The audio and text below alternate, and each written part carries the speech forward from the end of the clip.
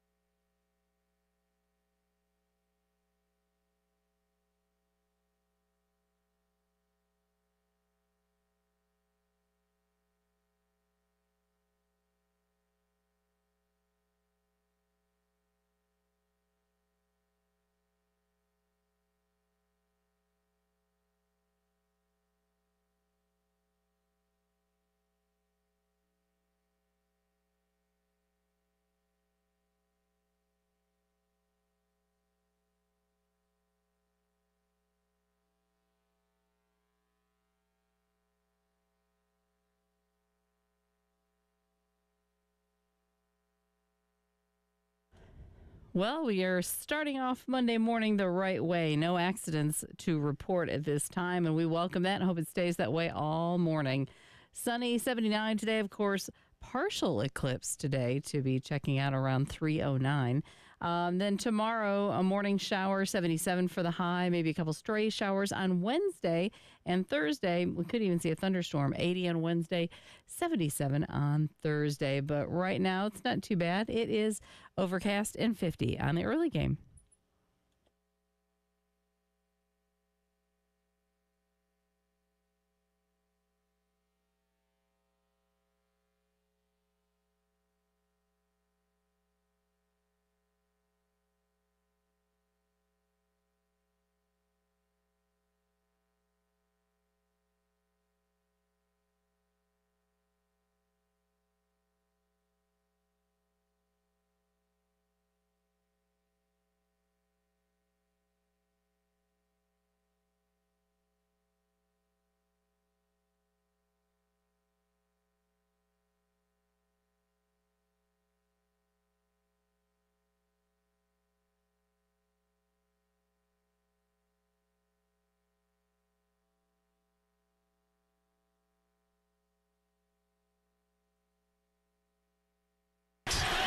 Hawkeyes can work to the final shot to take the lead into the locker room. But Raven Johnson steals it from Caitlin Clark.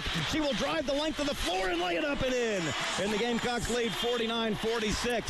Here's Stokey across midcourt to Caitlin Clark. Feeds it out left side. They're not going to get a shot off. The Gamecocks rally from an 11-point deficit and will take a 3-point lead into the locker room here in the national championship. That was Brad Moeller on the call yesterday as South Carolina, he said it rallied from an early punch from Iowa, 11-0. South Carolina rallies. Raven Johnson with the pick of Caitlin Clark. The steal goes down, lays it up. And Preston Thorne, how did you feel at that point, halftime, going in up 3? Man, I said how I felt all year. I told you how everybody said, Jen, I think we have a clip of how I've been telling everybody. Clip 33. This is how I felt. I gotta ask a question. Can you win a game in the first quarter? No! Can you win the game in the second quarter? No! Can you win the game in the third quarter? No! Can you win the game in the fourth quarter? Can't win the game to the fourth quarter, Bill. Doesn't matter what the score is in the first or the second or the third. You cannot win a game into the fourth quarter. And if there's anything I would like to impede on anybody listening to the sound of my voice, just watch the whole game, especially when you know your team is good. When you know you have a championship caliber team, you don't have to live in – the game will play itself out over the long run. Now, there'll be some ups and downs, bumps and bruises, runs, all of that, but you cannot ever win the game in the first quarter. So it was like, okay, cool, let's see where this goes. I know we're good. I know they're good. Let's see how long this lasts. 27-20 was the Iowa lead after the first quarter, and the Gamecocks would then outscore them 29-19 in the second quarter to take that 3-point lead. The Gamecocks would outscore them in the third quarter and outscore them in the fourth quarter. So that 1-1 first quarter, and again, it was an early punch by Iowa where they came out of the gate ready. Well, Caitlin Clark certainly did because she had 18 of those points. Yep. So 18 in the first quarter, which I don't know whether that was to me, I looked at that as a good sign because I was like, man, is she going to score 72 points tonight? Right. You know what I'm saying? If she scores 72 points, congratulations. You're the GOAT. You did it. But you just didn't think that she was going to keep up that type of pace for a whole game. And also, nerves are going to settle in. We're going to figure out some defensive things. So I almost felt like, okay, that's their best punch that they could give, and we sort of withstood that best punch. Let's get to some numbers. We'll get out to the Love Chevy phone lines here in just a few minutes, but let's get to some numbers real quick that stood out to you yesterday. And there's a significant number, but I'll let you start and see if you take that number. Okay. What do you got? 37. Yes. Yeah, there you go. There's the number. 37. Well, you could take the other number, which is 0. Yeah. 37-0. 37-0, and that was the number of points off the bench from the disparity between South Carolina scoring and Iowa scoring. We knew that depth was going to be to our advantage. I'm not sure if we could have predicted it would be that much of an advantage. 37 points off the bench is a tremendous advantage, and it's almost skewed a little bit because a lot of those players, they're coming off the bench, but they're playing a lot of minutes. You know, they're almost comes into splitting time as far as who's playing. Iowa. Addison O'Grady played 12 minutes, 55 seconds, according to the official box score. Kylie Feuerbach, I believe is how you say her name, 5 minutes, 9 seconds. Nobody else played. Well, they then put in 4 young women there with 20 seconds to go. Mm-hmm. So essentially 2 people for Iowa coming off the bench and Addison O'Grady playing 12 minutes, 55 seconds. On the flip side of that, South Carolina had Tessa Johnson. Tessa Johnson played 24 minutes, 56 seconds. Malaysia Fulwiley played 18:03. Sanaya Fagan played 18:15. And Ashlyn Watkins played 13:59. In other words, the 4 bench players for South Carolina all played more minutes than the most minutes played by any Iowa bench player. Double-digit minutes. That's a lot. That's a long time for the game. And again, at a game at that frenetic of a pace with those types of nerves, you tend to get a little bit tired. You get tired quicker. And so props to Iowa for being able to play such a short bench in that game, but that wears on you after a while. And South Carolina's leading scorer was Tessa Johnson, who comes off of the bench to score 19, to hit 3 of 6 from three-point range, make 2 free throws in 7 and 11. And that just goes to show you the depth with which this team was built upon this past season. Yeah, I don't know how this works, but Tessa, there was a tweet from LeBron James that said Tessa Johnson is cooking. and you need to frame that. Correct. Hang it up. I don't know how you can do it, but put that thing on your wall Yeah. forever. Get it blown up. Yes. Get it blown up. Because to have that said is amazing. Exactly. And she is, to me, is just adorable. Like, to listen to her talk after the game, and they talked about kind of her history and growing up and how she kind of got into basketball with her siblings and whatever. But I just want to pinch her little cheek. She's so cute. Exactly. Pinch her little cheeks while she's scoring 19 and killing you on the court. It's an amazing Cooking you, if you will. Yes. Correct. Yes, but But she doesn't look like she'd be menacing at all. It's just like, I'm just here, and I'm just going to really kick your butt, but I look really happy in the meantime. Yeah, you she know? also plays with long sleeves, which is a odd fashion choice. It's an interesting fashion choice. Yeah. Shout out I to you, think you'd be Tesla. hot. Post, take that post and please hang it up on your wall. From this day forward, nobody can ever say anything to you about your basketball playing skills because LeBron said you were cooking. And just a freshman as well. Yes. Just a freshman. 803-404-6100. We'll get to some more numbers in a second. Let's get out to the Love Chevy phone lines. Gamecock Larry wants to weigh in this morning on this. Gamecock Larry, how you doing? What's on your mind? Well, I'm doing just fine. But I'm telling you, I'm glad this thing is over. I've been getting up every morning since Friday morning at 3:30. Oh, I tell you, every morning, get up at 3:30. 4 o'clock, eat me some liver pudding and grits. And then, boy, I tell you, last week it was Angel Reese and Kim Mulkey. This week is Caitlin Clark and referees. Caitlin Clark and the referees. I believe that, but that's okay. Boy, I'll tell you what, I don't know what to say. Oh, Gamecock, let's see a national championship. Come back to Columbia. Come back, boy, I tell you, I feel good. I enjoyed myself Friday morning out there. Bill, Preston, Jen, all of it. I really enjoyed it. But let me tell you something. Woo, man, well, we can't go no better than what we are. And look what we got coming in. And Caitlin Clark, you take and go, because you got 18 in the first quarter, 18 in the first 10 minutes, and you got 12 the last 30 minutes, and that's an average of 4 minutes per 10 minutes, 4 points per 10 minutes. I don't care. You only got 30 points. And how did you wave off? What's her name? I done forgot her name when she stole that ball from you for the half. Did you wave off then? Raven Johnson? No, you didn't. Boy, you can go. Woo! Gamecock. Boy, I feel good, Bill. Feel good. I'm going to sit back here now. Done ate me some liver pudding and grits. Done bring me a couple of cups of coffee.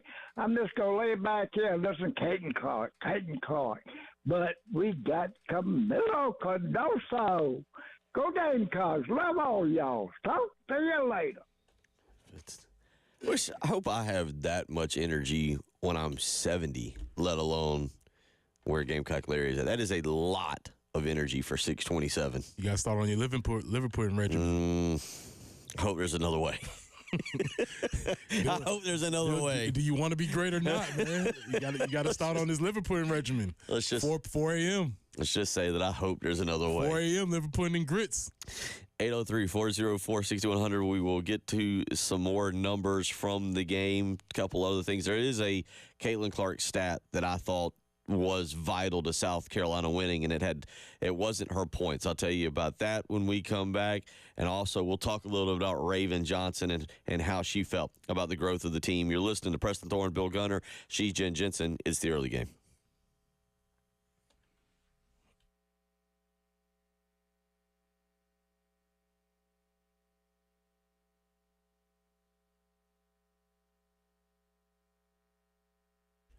Preston here. Let me tell you about my friends at Absolute Glass, the premier glass company of the Midlands, offering auto, home, and business glass repair.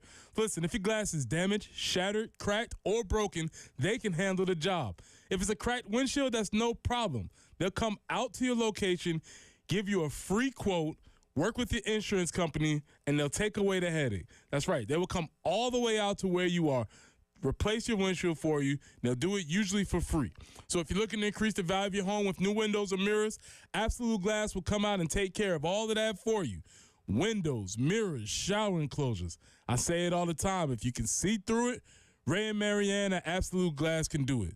So check them out online at AbsoluteGlassInc.com. That's online at AbsoluteGlassInc.com.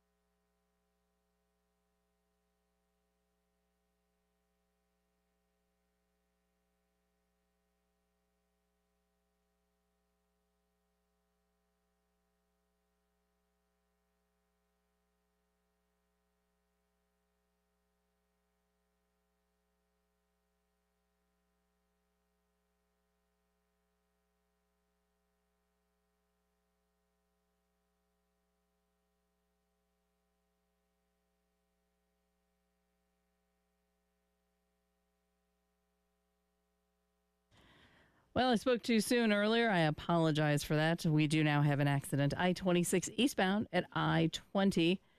And if things would stop popping up on my screen, there we go. Okay, and then we also have an accident, Flora Drive near Old Springs Road. So do be careful out there this morning if you would. 79 will be our high today. Under mostly sunny skies, could see a morning shower tomorrow and maybe some stray showers on Wednesday as well. And of course, we get that partial eclipse today.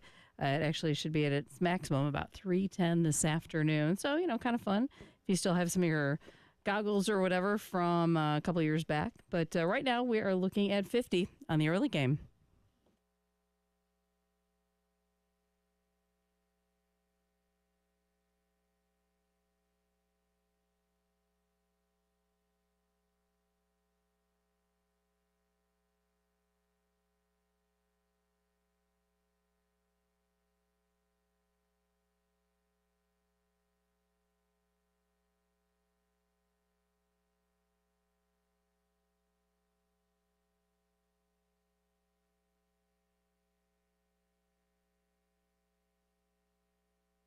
Rebound caroms out to full Wiley, and the Gamecocks have it.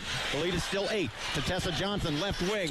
3-ball, bang! Tessa Johnson with another 3. And the freshman pushes the lead out to 11 at 68-57.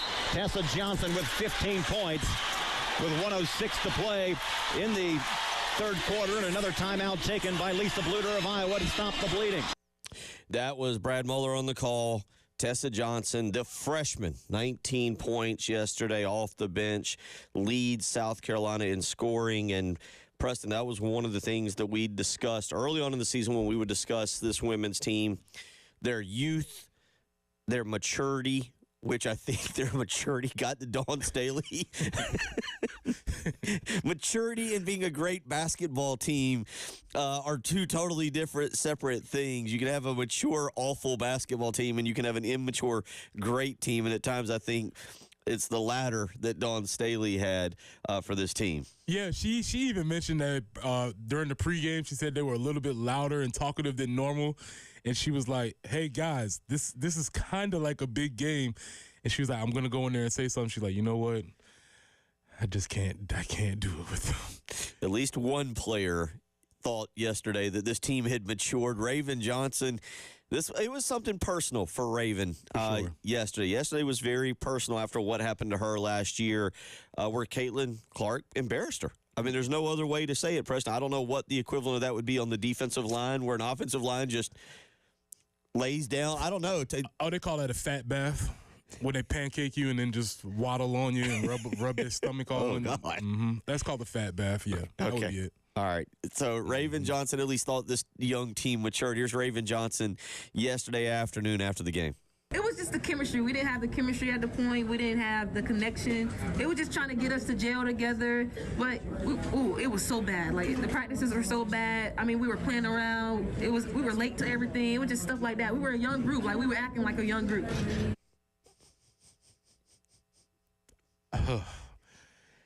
I could just imagine Dawn just walking into that staff meeting with this, like, what are we doing? Are y'all sure we want to do this? Because, again, I think it's the juxtaposition from the team of professionals that Right. they had last year, business-like women, went about their business, 5-year, 4-year veterans. All of them were 100% always locked in, on time, focused. And then you have this happy-go-lucky crew that goes, it's like, this is just how it is all the time, coach, right? And she's like, no. Well, and isn't part of it also that Dawn basically called this because the reports are now out there that when she saw that team leave last year and looked at this one, she thought about retirement. She wasn't exactly sure. And then when you realize, especially in like November, December, even if when you realize I was right, this team is a pain in the bleat to deal with. But, it's funny, after the game when she was talking about how, but, kind of learning, you've got to let young people be young people. You still have to be able to steer them. But so, maybe this has kind of given her a second wind on and, elevating how her coaching styles and how she knows she can evolve. Reinvigorated her. And it happens because, you get into the routine with this certain group of folks that you've sort of mold them and everything's just you want. And then this young, wistful group comes along and shows Dawn the new way. I say it's like a movie. I tell you what, let's go back. We've got a couple clips here. Let's play 16 right here. This is Dawn talking about letting the team be who they are. Here's Dawn talking about that yesterday. You have to let young people be who they are, but you also have to guide them and help them navigate through this tough world. But when young people lock in and have a belief and have a trust, and their parents have that same trust, this is what can happen. They made history. They etched their names in the history books when this is the unlikeliest group to do it. And sometimes, God is funny like that. He's funny. He rips your heart out, and he makes you believe. He makes you believe the unimaginable. Thank you, Jesus. And that's just so... That's perfect. That's perfect because those girls are in the background just having a ball, messing with Dawn Staley. She's trying to give an interview. Here's Raven Johnson yesterday talking about how they became that team. It did start with Coach. Like I said, in the summer, we didn't touch a ball. All we did was conditioning, and we had Final Four Fridays with Molly. Those days are very hard with us. I remember some of us saying, like, we're not going to be that team. Like, we just need to face the fact that we're probably not going to be that team. Coach, I think she met us like where we were, and she helped us grow. She helped us, just all the coaches. They help us get to the level that, you know, they have expectations here, and it's a high expectation. And I think that Coach, she instilled in us like the expectation that should be how we should be displaying our talents, how we should, you know, be carrying ourselves. Just pro habits. She's big on pro habits and being disciplined. So I think Coach, she played a big role in this. A lot of different voices there. You hear Raven talking about the growth and maturity of the team. I don't know if Dawn would necessarily agree that they matured, but they won a championship, and she did say they etched their name into the record books. And you got Raven there kind of talking about how it started. And Preston, I think, you know, what she just said, what Raven just said is what we sometimes overlook. It started last summer.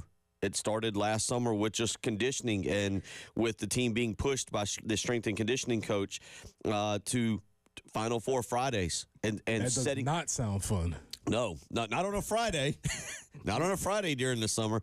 But you hear all that as the growth of this team. Yeah, and that just shows you how long in the journey of how long a season actually takes. The season doesn't start when the first tip-off goes off. It starts the season before, the previous season, conditioning, the conversations, the chemistry between the team. I mean, I think Raven very, very much illustrated how it's like, man, we didn't have pro habits. And how would they have pro habits? Because none of them had been in this system for that long. And also, it's a big difference for, say, Chloe or Raven when the freshies got things under control and you're just following their lead. And again, they're very professional, very businesslike, handling things. And now all of a sudden you look around, as I've talked about before, and they're not there anymore. And then you got these kids coming around and Malaysia's going behind her back and Tessa's wearing long sleeves. It's like, I don't know what's going on around here. And you have to mold that into a team, but that's what a coach does. That's what a coaching staff does. They mold a group of people from different parts and coming from different places and mold them into one thing. Today, South Carolina will have their welcome home celebration coming up. It'll be held at Colonial Life Arena today. Doors open at 12:30, and the celebration will start at 2 o'clock. Fans should enter through the main entrance and sit in sections 101 through 104 and 115 through 108. A replay of the game will be shown before the team's arrival, and the team DJ will keep the energy high. South Carolina has said selected concession stands will also be open. Free parking will be in lots A and B, but the university has warned spaces could be tight with classes in session. And Preston, I feel like today is going to be not just a celebration of winning a championship, but almost a celebration of how immaturity can help change a coach a little bit. Yeah, I'm just telling you, it's like the Grinch.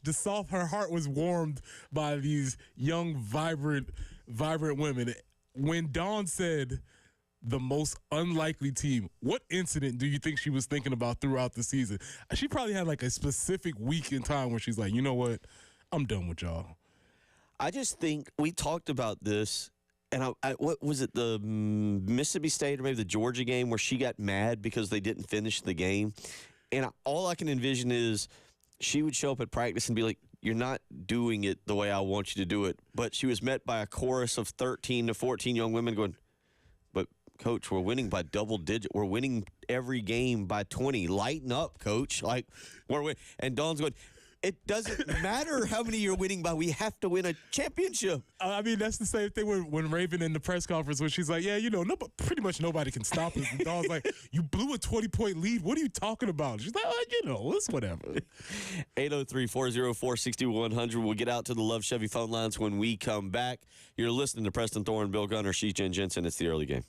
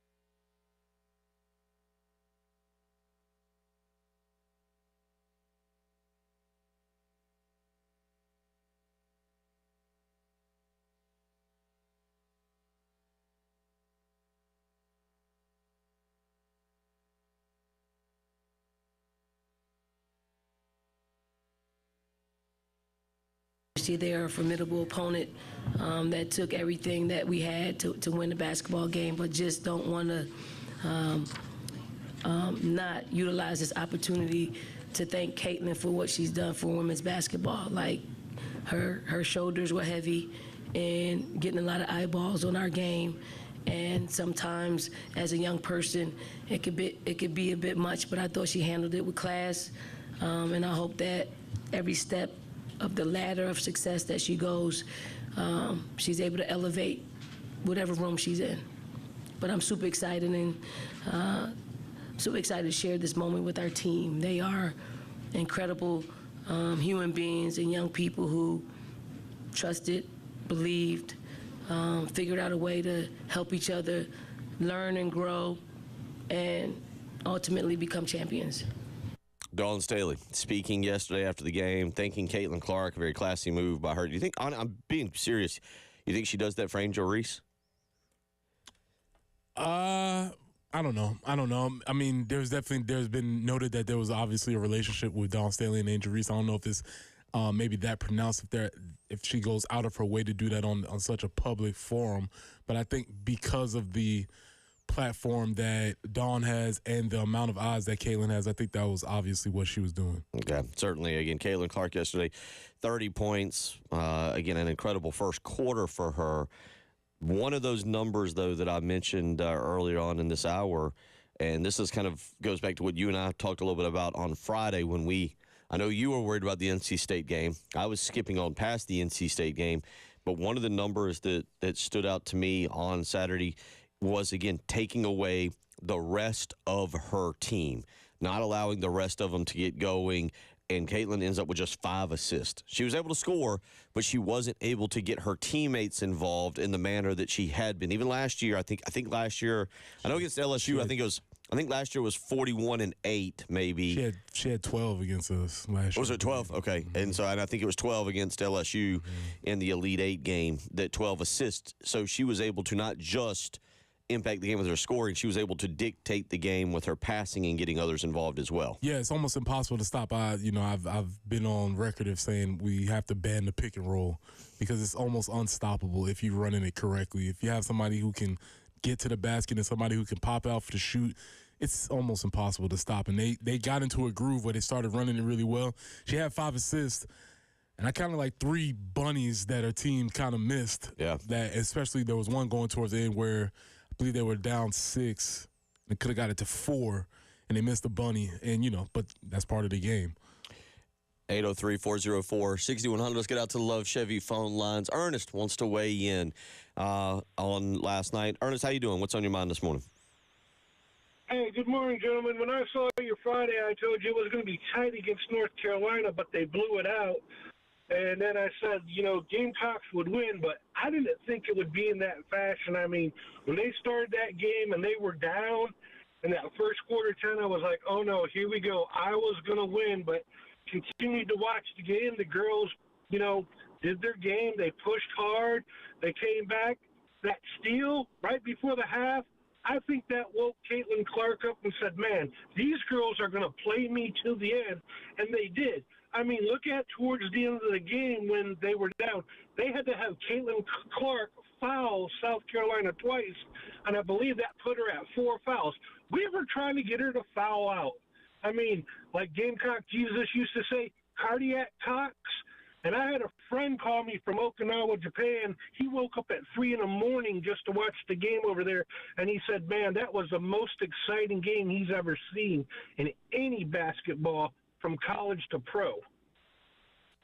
Yeah, it was, again, a fun game to watch. I think it was a phone call, Ernest. It was certainly a great way in terms of the game to cap off a year in which women's college basketball has made incredible strides with a fascinating game that kept you locked in really from the beginning to the end. Yeah, and I'm glad to win this particular championship because we in Columbia have been on this scene. We've been here early. We know how important women's basketball has been to this community, but it's really cool to see the rest of the country and the casuals sort of coming in, and I hope they stay along. But it's good to win the one where everybody was paying attention because now they know who is the dominant force in the game right now. 803-404-6100. Let's get back out to the Love Chevy phone lines. Mo wants to weigh in this morning. Mo, how you doing? What's on your mind? Yeah. Good morning, gentlemen. I just want this state to realize what Don Staley has brought to the game of basketball and has elevated the University of South Carolina. I don't think at this point no coach in the University of South Carolina history has brought more prominence to the program, to the University of Don Staley. That is including the football coach. You look at what she's done in keeping in-state talent in there with the Malaya, the full-while young lady from Keenan, Joyce Edwards coming from Camden, then you have Aston Weston, and then also the young lady from Hopkins. I can't think of her name right now. But the one that has stature in front of the Colonial Center. Look at what she's done for the state by keeping in-state talent in there. So I just want to make sure that the university recognizes and respects what Don Staley has done for the entire state. I'll take my comments on call. Appreciate the phone call, Mo. Yeah, I mean, certainly. Well, I mean, look at Dawn's being respected at the bank. Let's say that. Yeah. They have shown her enough respect professionally at the bank. I don't know how else we can show our gratitude and congratulations, but the university has compensated her very well, as they should. Because again, so many eyes were on the game yesterday, and for her to get on there and everybody to watch this team play and the university just being in the spotlight, it's just really cool for us being here at the university to be part of a nationwide conversation. It's really cool. 803-404-6100. Let's get in one more phone call real quick. David, got about a minute here. David, how you doing? What's on your mind? Good, man. Hey, just a huge shout-out to the women's basketball team. That was awesome. Yesterday, I'll own up to this. I may have made a not great post saying that, Caitlin Clark, she's the greatest of all time, but choking in the finals, I don't know if that necessarily makes her great. What's y'all's opinion on that? And I'll hang up. Thanks, guys. This was a lot of the conversation that was had. There's two parts to this. I personally don't think you can be one of the Mount Rushmore GOATs without a title. That's just my personal opinion. However, to say that she choked, I don't think she did. She scored 30. She played a great game. That's a tough one. We'll get more into that because somebody hit us up earlier and said it was a concept of team versus individual. I don't know if that's necessarily the case because South Carolina's got about 4 young women who are individuals. They just have to play as a team. I mean, Malaysia full they could go anywhere and start in the country and probably average double figures. We'll get more into that as we roll along. Jamie Bradford do it. We'll talk a little baseball as well in the next hour. A lot to get to. It's the early game.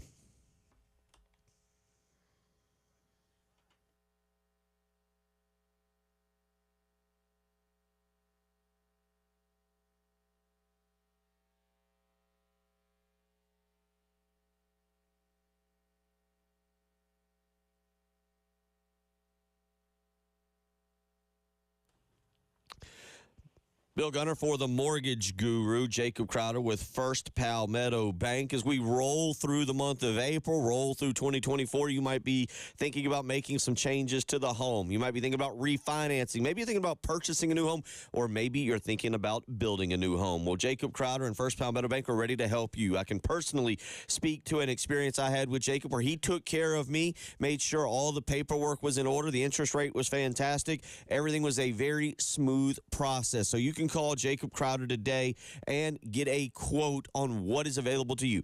803-719-1005. Again, that's 803-719-1005. And with First Palmetto Bank, they're locally owned and operated right here in the Midlands, which means they have local decision makers helping with quick and precise underwriting. Call the Mortgage Guru today. Tell them you heard it on 107.5 The Game with Bill Gunner. That's 803-719-1005.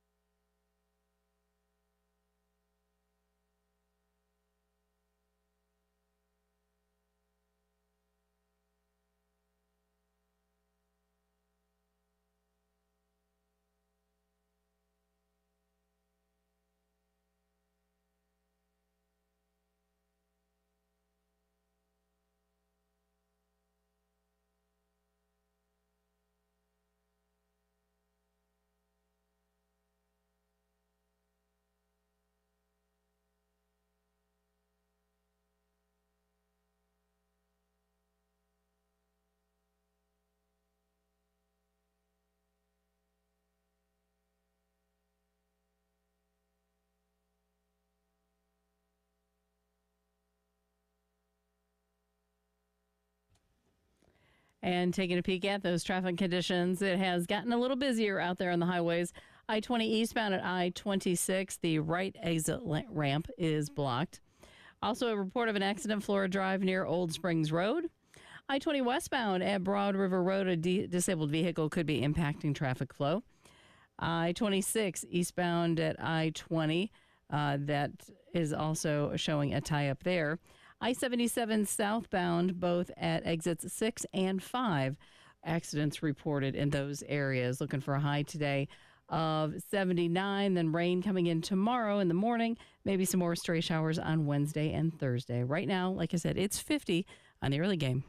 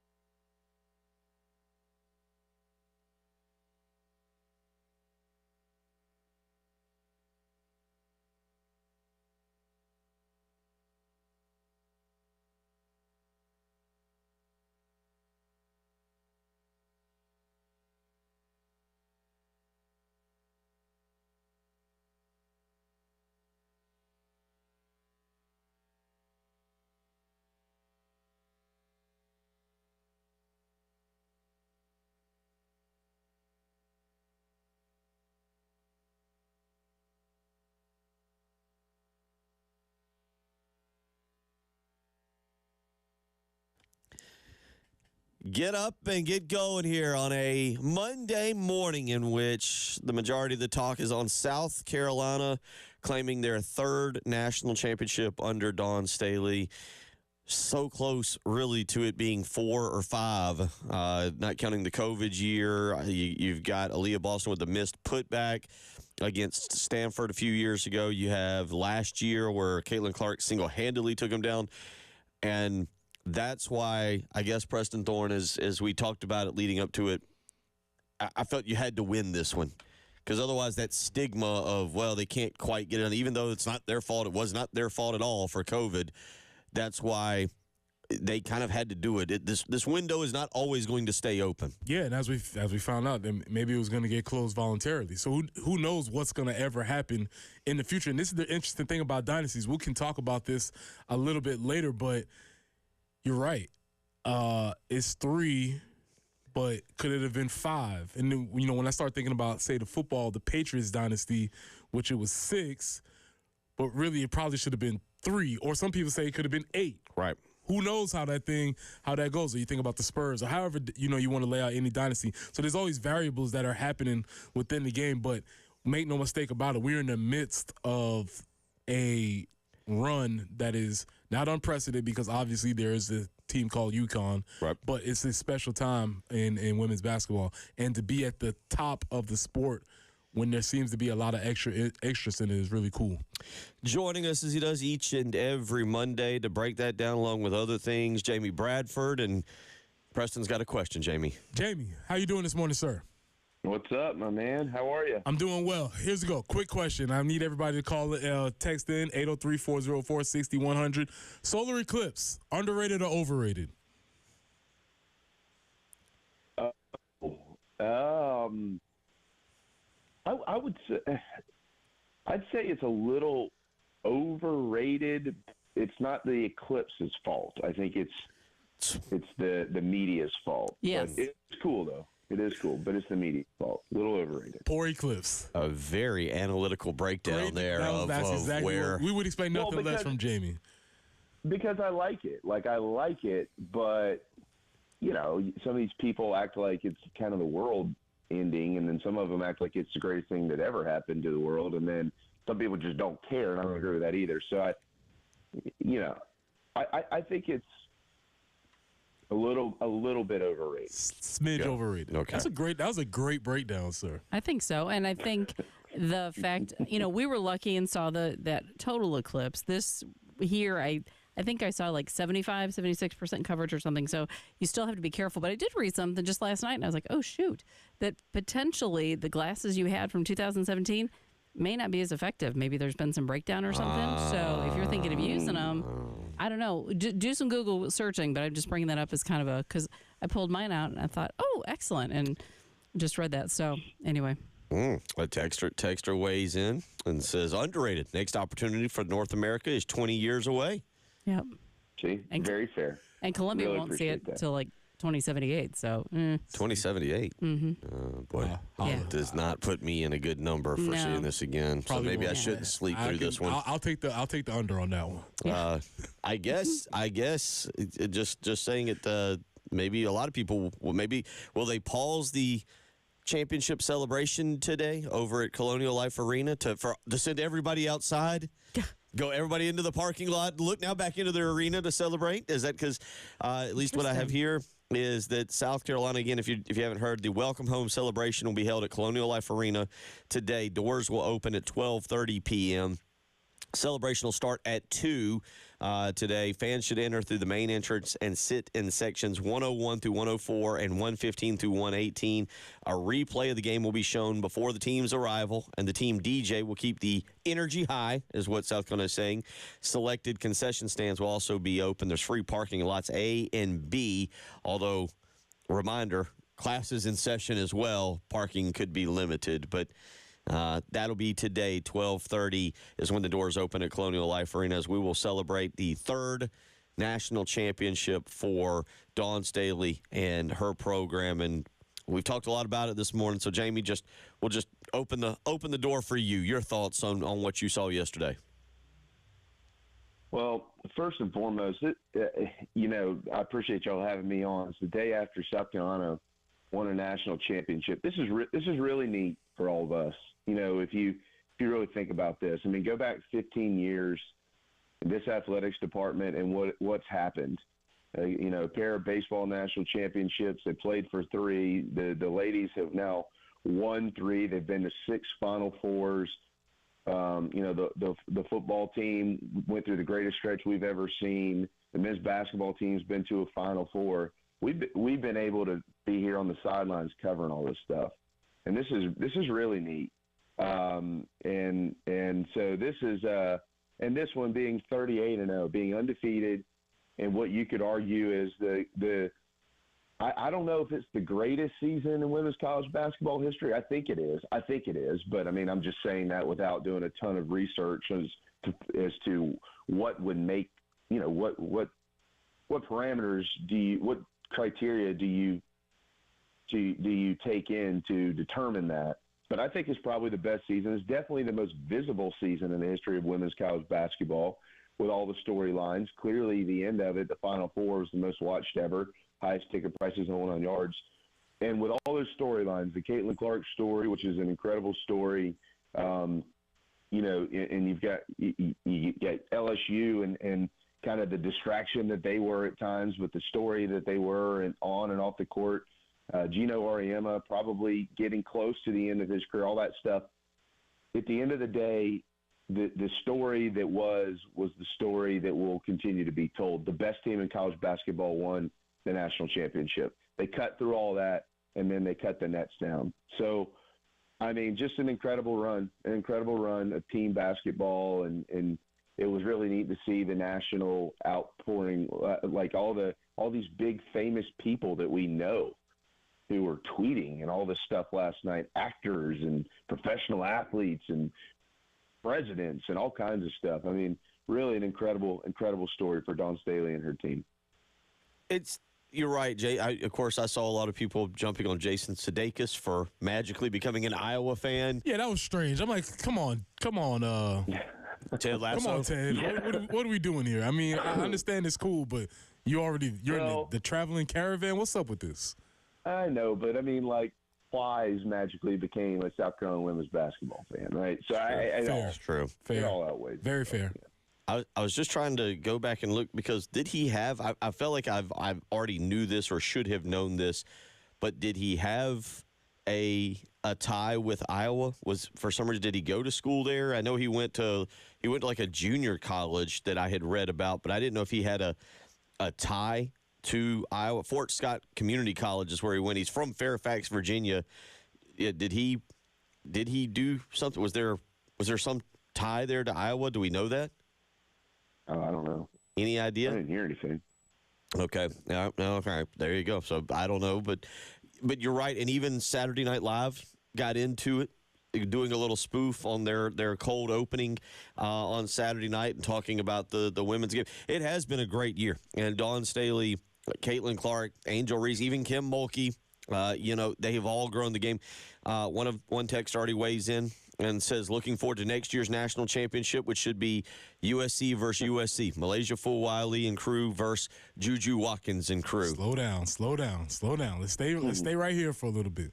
However, I did see someone on Twitter say that would be a cool way to start the season, like a tip-off classic or something along those lines. But let's slow down a little bit. 803-404-6100. One thing we've not talked enough about, and we'll touch on quickly here, just the performance of Raven Johnson yesterday. And Jamie, we talked a little bit about that from a personal standpoint. She was embarrassed last year. It was an embarrassing moment when basically Caitlin Clark waved her off and essentially would not guard her at the three-point line. Raven Johnson has talked a lot about that. Let me ask both of you real quick. Is Raven the leader of the immature group? Like, it feels like she's the one who leads them down the path of dancing and shenanigans in the locker room. Yeah, I mean, I think so. I mean, she was on the floor for 37 minutes. I should tell you all you need to know. I mean, the Final Four game, there wasn't anybody on the floor for more than 30. And she was 1 of 11 from the floor, and you couldn't go for 1 second, could you? I mean, she took it personal. That's what I kept saying to myself the whole game. You know, her assignment was to defend Caitlin Clark, and she took that personally. And she did it as well as anybody has done it in Caitlin Clark's career. Incredible job.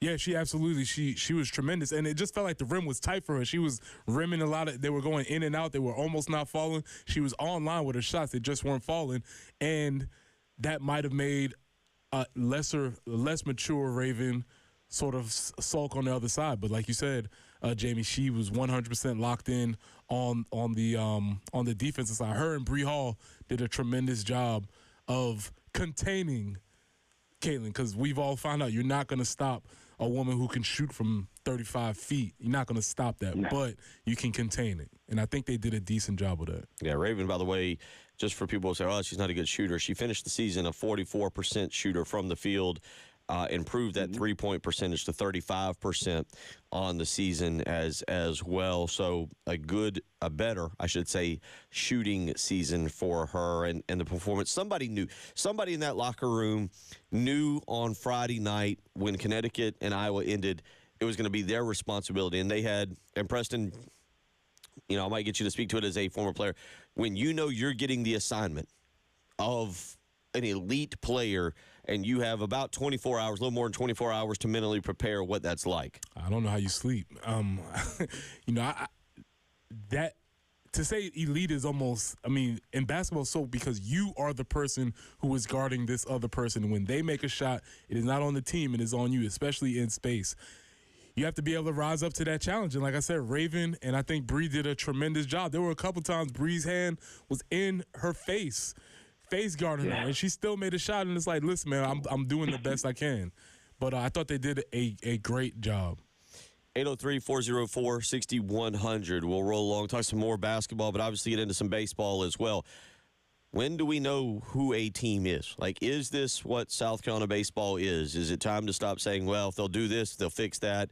We'll get Jamie's take on that. The Gamecocks dropped 2 of 3 to Texas A&M, and a rough week overall as they drop 3 of 4, including a midweek loss to Georgia Southern. Things are not easier this week in the least. North Carolina and Florida set to take on the Gamecocks this week. We'll get Jamie Bradford's thoughts on that. You're listening to Bill Gunner, Preston Thorne. He's Jamie Bradford. It's the early game.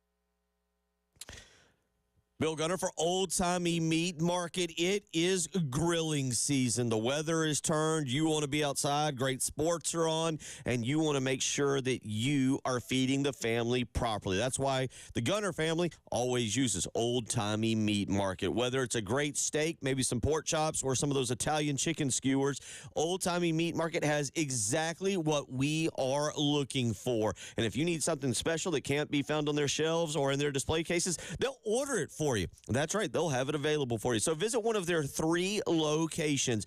You've got Irmo on St. Andrews Road, South Congaree, or the Lexington store. One of the reasons I love Old Timey Meat Market is that it is the way it is supposed to be. It's an old-timey experience. That's why it's Old Timey Meat Market. They'll know your name. They'll know the foods you like. They'll talk with you about your family. They are a family-run business, and they believe in helping families like ours. Visit Old Timey Meat Market today.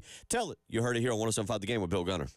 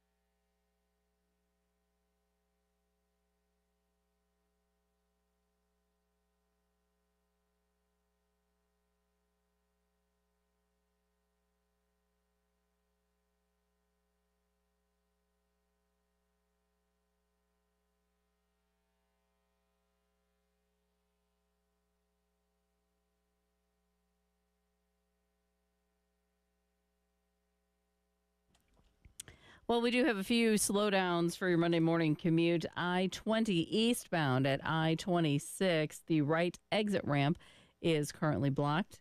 Also an accident, Flora Drive near Old Springs Road. I-26 eastbound at I-20, also an accident there.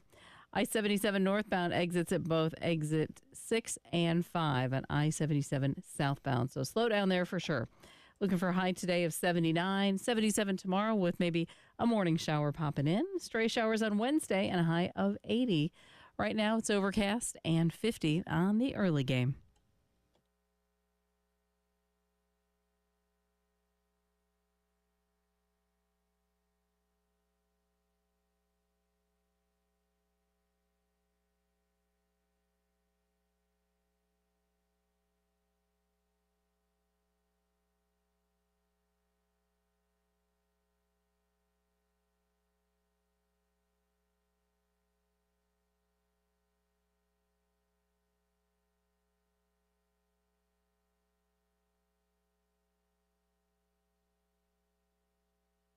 Rebound caroms out to Fuliley, and the Gamecocks have it. The lead is still 8 to Tessa Johnson, left wing. 3-ball, bang! Tessa Johnson with another 3. And the freshman pushes the lead out to 11 at 68-57. Tessa Johnson with 15 points with 1:06 to play in the third quarter, and another timeout taken by Lisa Bluter of Iowa to stop the bleeding.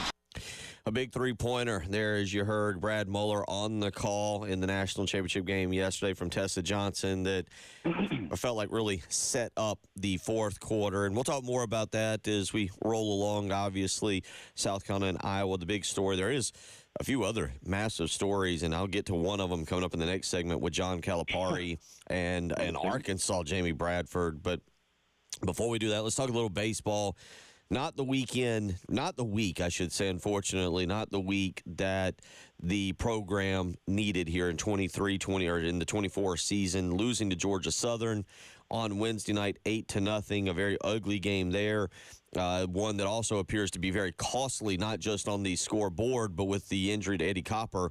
And then over the weekend, dropping 2 of 3 to Texas A&M, 9-2 on Friday night, 6-3 on Saturday. They do bounce back and win 6-5 yesterday. Your big picture thoughts right now on this baseball team as they stand here, 22-10 overall. They are 500 in conference, and there is something to be said for that, but still 22-10, 6-6 in SEC play. For sure. Well, I want to. Before I forget this, I want to say something real quick about Brad Mueller. Hats off to Brad Mueller. Mm-hmm. He's been around a long time, and y'all know Brad. First of all, how kind of a human being he is. But he does an excellent job on the call and also representing the University of South Carolina. He's a class act, and he gets a ring just like everybody else does. And he was telling me, I think last week, he was like, I'm running out of places to put him. I said, well, that's a good thing.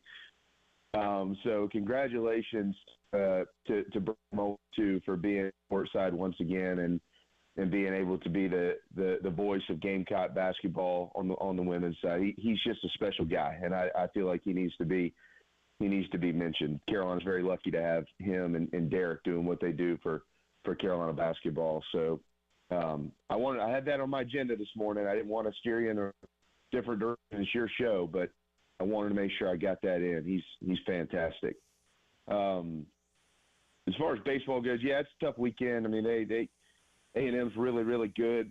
Look, South Carolina's expected to be really, really good too, right? And at some point, to win the games, and if they just play all of them on Sunday, they'd be undefeated. They like to play on Sundays in the SEC, and they did win another one-run game. I mean, they almost fucked it up. They bases loaded, nobody out, couldn't get anybody in yesterday for whatever reason again. But yeah, they've got some problems they got to fix. They also have some injuries. Cole Messina being in concussion protocol. Mm-hmm. Will Tipp is not hitting. I mean, I don't know. You've given him half the season. He's not hitting anywhere near his weight. So I hope. I mean, they're going to need him. I hope he gets it figured out. But he can't hit. So I don't know how you play a guy who can't hit. And I think the word has just been consistency. They haven't been consistent. And they need to be if they want to be a host. I mean, right now they're well into the postseason. There's no doubt about that. But as far as the expectations around here, being able to host and those things, they're going to have to be more consistent. As you just pointed out, though, this week and then next week you got number 1 Arkansas coming to town, and then you got Kentucky coming to town, top 20 team. So many opportunities just to continue to win games. And if you finish 2 or 3 games above 500 in this league, you're probably going to be a host, and that is absolutely still out there. This is insane, you follow it closer than I do, so maybe you have a reasoning, or maybe you don't. I don't know. We mentioned it. You get North Carolina coming up on Tuesday night. That'll be a really fun one. But Jamie, Florida got swept this weekend by Missouri on the road. Mm-hmm. Out there, they go 1-3 last week. They're 17-14. Hey, that place. Carolina has to go to Missouri, too, and Stuart Lake talks about this all the time. It's a crappy place to play baseball. It's hard to win there because the place sucks. I'm just going to put it bluntly. It just sucks. The whole thing sucks. So you go up there and you fall asleep and you get beat. That's what happens up there. Yeah, but Florida, like, how is – if I was to put up a blind resume and ask South Carolina fans, hey, I know you're not happy, but what would you rather be? Would you rather be 6-6 in conference, but 17-14 overall, or 6-6 in conference, which, by the way, both South Carolina and Florida are, and 22-10? Who would you rather be? I guess, I don't know. You know how fans are. They can be a little crazy at times. I would assume folks would say I'd rather be 22-10, but you're not going to be ranked. South Carolina's not going to be ranked after dropping 3 games out of 4 last week. Yet Florida, at least as of last week, I don't know what they'll be today when new polls come out, but at least in the D1 poll was number 6 last week. I can't figure out the Gators. Loaded with talent. I will say this is like, well, A&M came in this weekend and took 2. It's been the most difficult as I've seen it in a while, going on the road and winning games. But again, going to Missouri, it just, God, nobody wants to go to Missouri, man. It is the worst trip ever. But I get what you're. I do get what you're saying, but Missouri was, and I don't know, at home. No, they should still beat them. But my point is, look around the league. Look, the Gamecocks sit at 6-6. Gators sit at 6-6. Carolina is 2 games behind Tennessee in league play, or 1 game behind Tennessee in league play. 2 games behind Vanderbilt in league play. That's it. Look on the west side, guys. LSU is 3-9. LSU. Mm-hmm. They are 3-9. Now, Ole Miss is 3-9 and took 2 of 3 from the Gamecocks.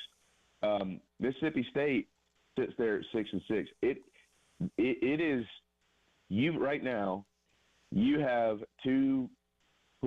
I mean, Kentucky hasn't played the schedule that Arkansas has, but Kentucky's results are the same. They're 27-4, 11-1.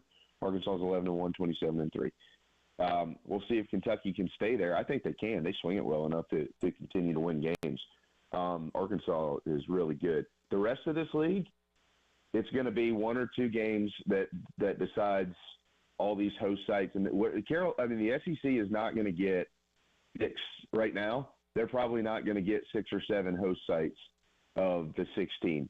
They're probably playing for 5 right now, and then whoever kind of breaks away could get them that 6th. Carolina's right in the thick of being able to do that. You mentioned what you just mentioned about Arkansas. I mean, that's the thing. You look at this, you got at least number 10 North Carolina, again, Tuesday night up at Truist Field in Charlotte. You've got Florida. We'll see what Florida is ranked or what it – I don't know how – I'm with you. I don't know how good Florida is. Maybe that's a series now. You look at what the Gators struggles. You go down there and you expect to take 2 of 3, maybe a little revenge for last year's Super Regional. But that'll be followed up next week with a trip down to CU. They'll come down and see the Citadel down there in Charleston. Where's that game being played at, by the way? Where are they playing? I know Riley Park. Riley Park. That'll be next Tuesday night. And then as you just mentioned, Founders Park, the 19th, 20th, and 21st, Arkansas rolls into town. It's not easy, but they've got to find a way right now to get the bats going. You mentioned the Will Tippett situation, also some of the injuries. Now, the upside is I do feel like even though it wasn't the best weekend for the pitchers, that you've got the guys there that can maybe turn things around and get you some quality pitching. And then you just got to hope that the bats come alive. Is that fair? Am I wording this properly? Yeah, I mean, they've got proven hitters. I mean, that's the thing that's so mind-boggling. Like, we've seen Ethan Petrie and Cole Messina hit in this league. They were preseason All-Americans. I mean, that doesn't happen by accident. Kennedy Jones was an All-American at Greensboro. Gavin Casas, by the way, is hitting .323 in the SEC. So he has to stay in the lineup. But their biggest problem is it's not hitting. It's hitting with runners on base. True. I don't know what the answer is. And staff-wise in the league, they're not pitching well enough in conference play. I mean, their ERA is over 6 in league play. Like it's not good enough. It's got to be better. It's got to be somewhere in the 4.5. So they have things to fix, but they've got 18 games to play, and every single team has problems. And the sooner you minimize those problems, the more wins you'll tack on. 803-404-6100 as we roll along this morning. Jamie Bradford joining us. Preston off to help with the reading as he does week to week. So it's just Jamie and I right now. We'll continue talking on Elijah Campbell due up at 8:15 this morning from Cleveland as he gets up and recovers from a month of traveling. But coming up next, there was massive SEC and national basketball news as we head into the national championship game tonight for the men. We'll tell you about that and get Jamie's thoughts on Connecticut, Purdue, and also John Calipari. You're listening to the early game.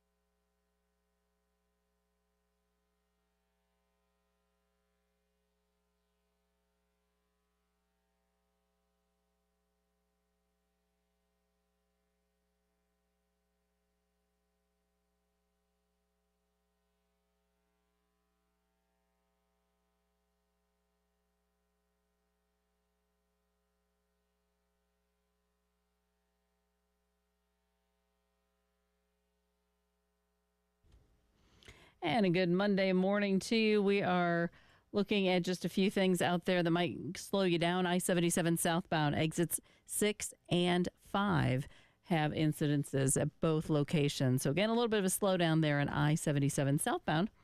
Also should be getting things cleaned up. Flora Drive near Old Springs Road. And I-26 eastbound there at I-26. The right exit ramp is partially blocked. So be aware of that. And as far as your forecast goes, going to be pretty nice today. Sunny, 79. We hit 77 on Tuesday. Might see a morning shower tomorrow and some stray showers really for the next couple days. But right now it's all right. It's a little bit cloudy and 50 on the early game.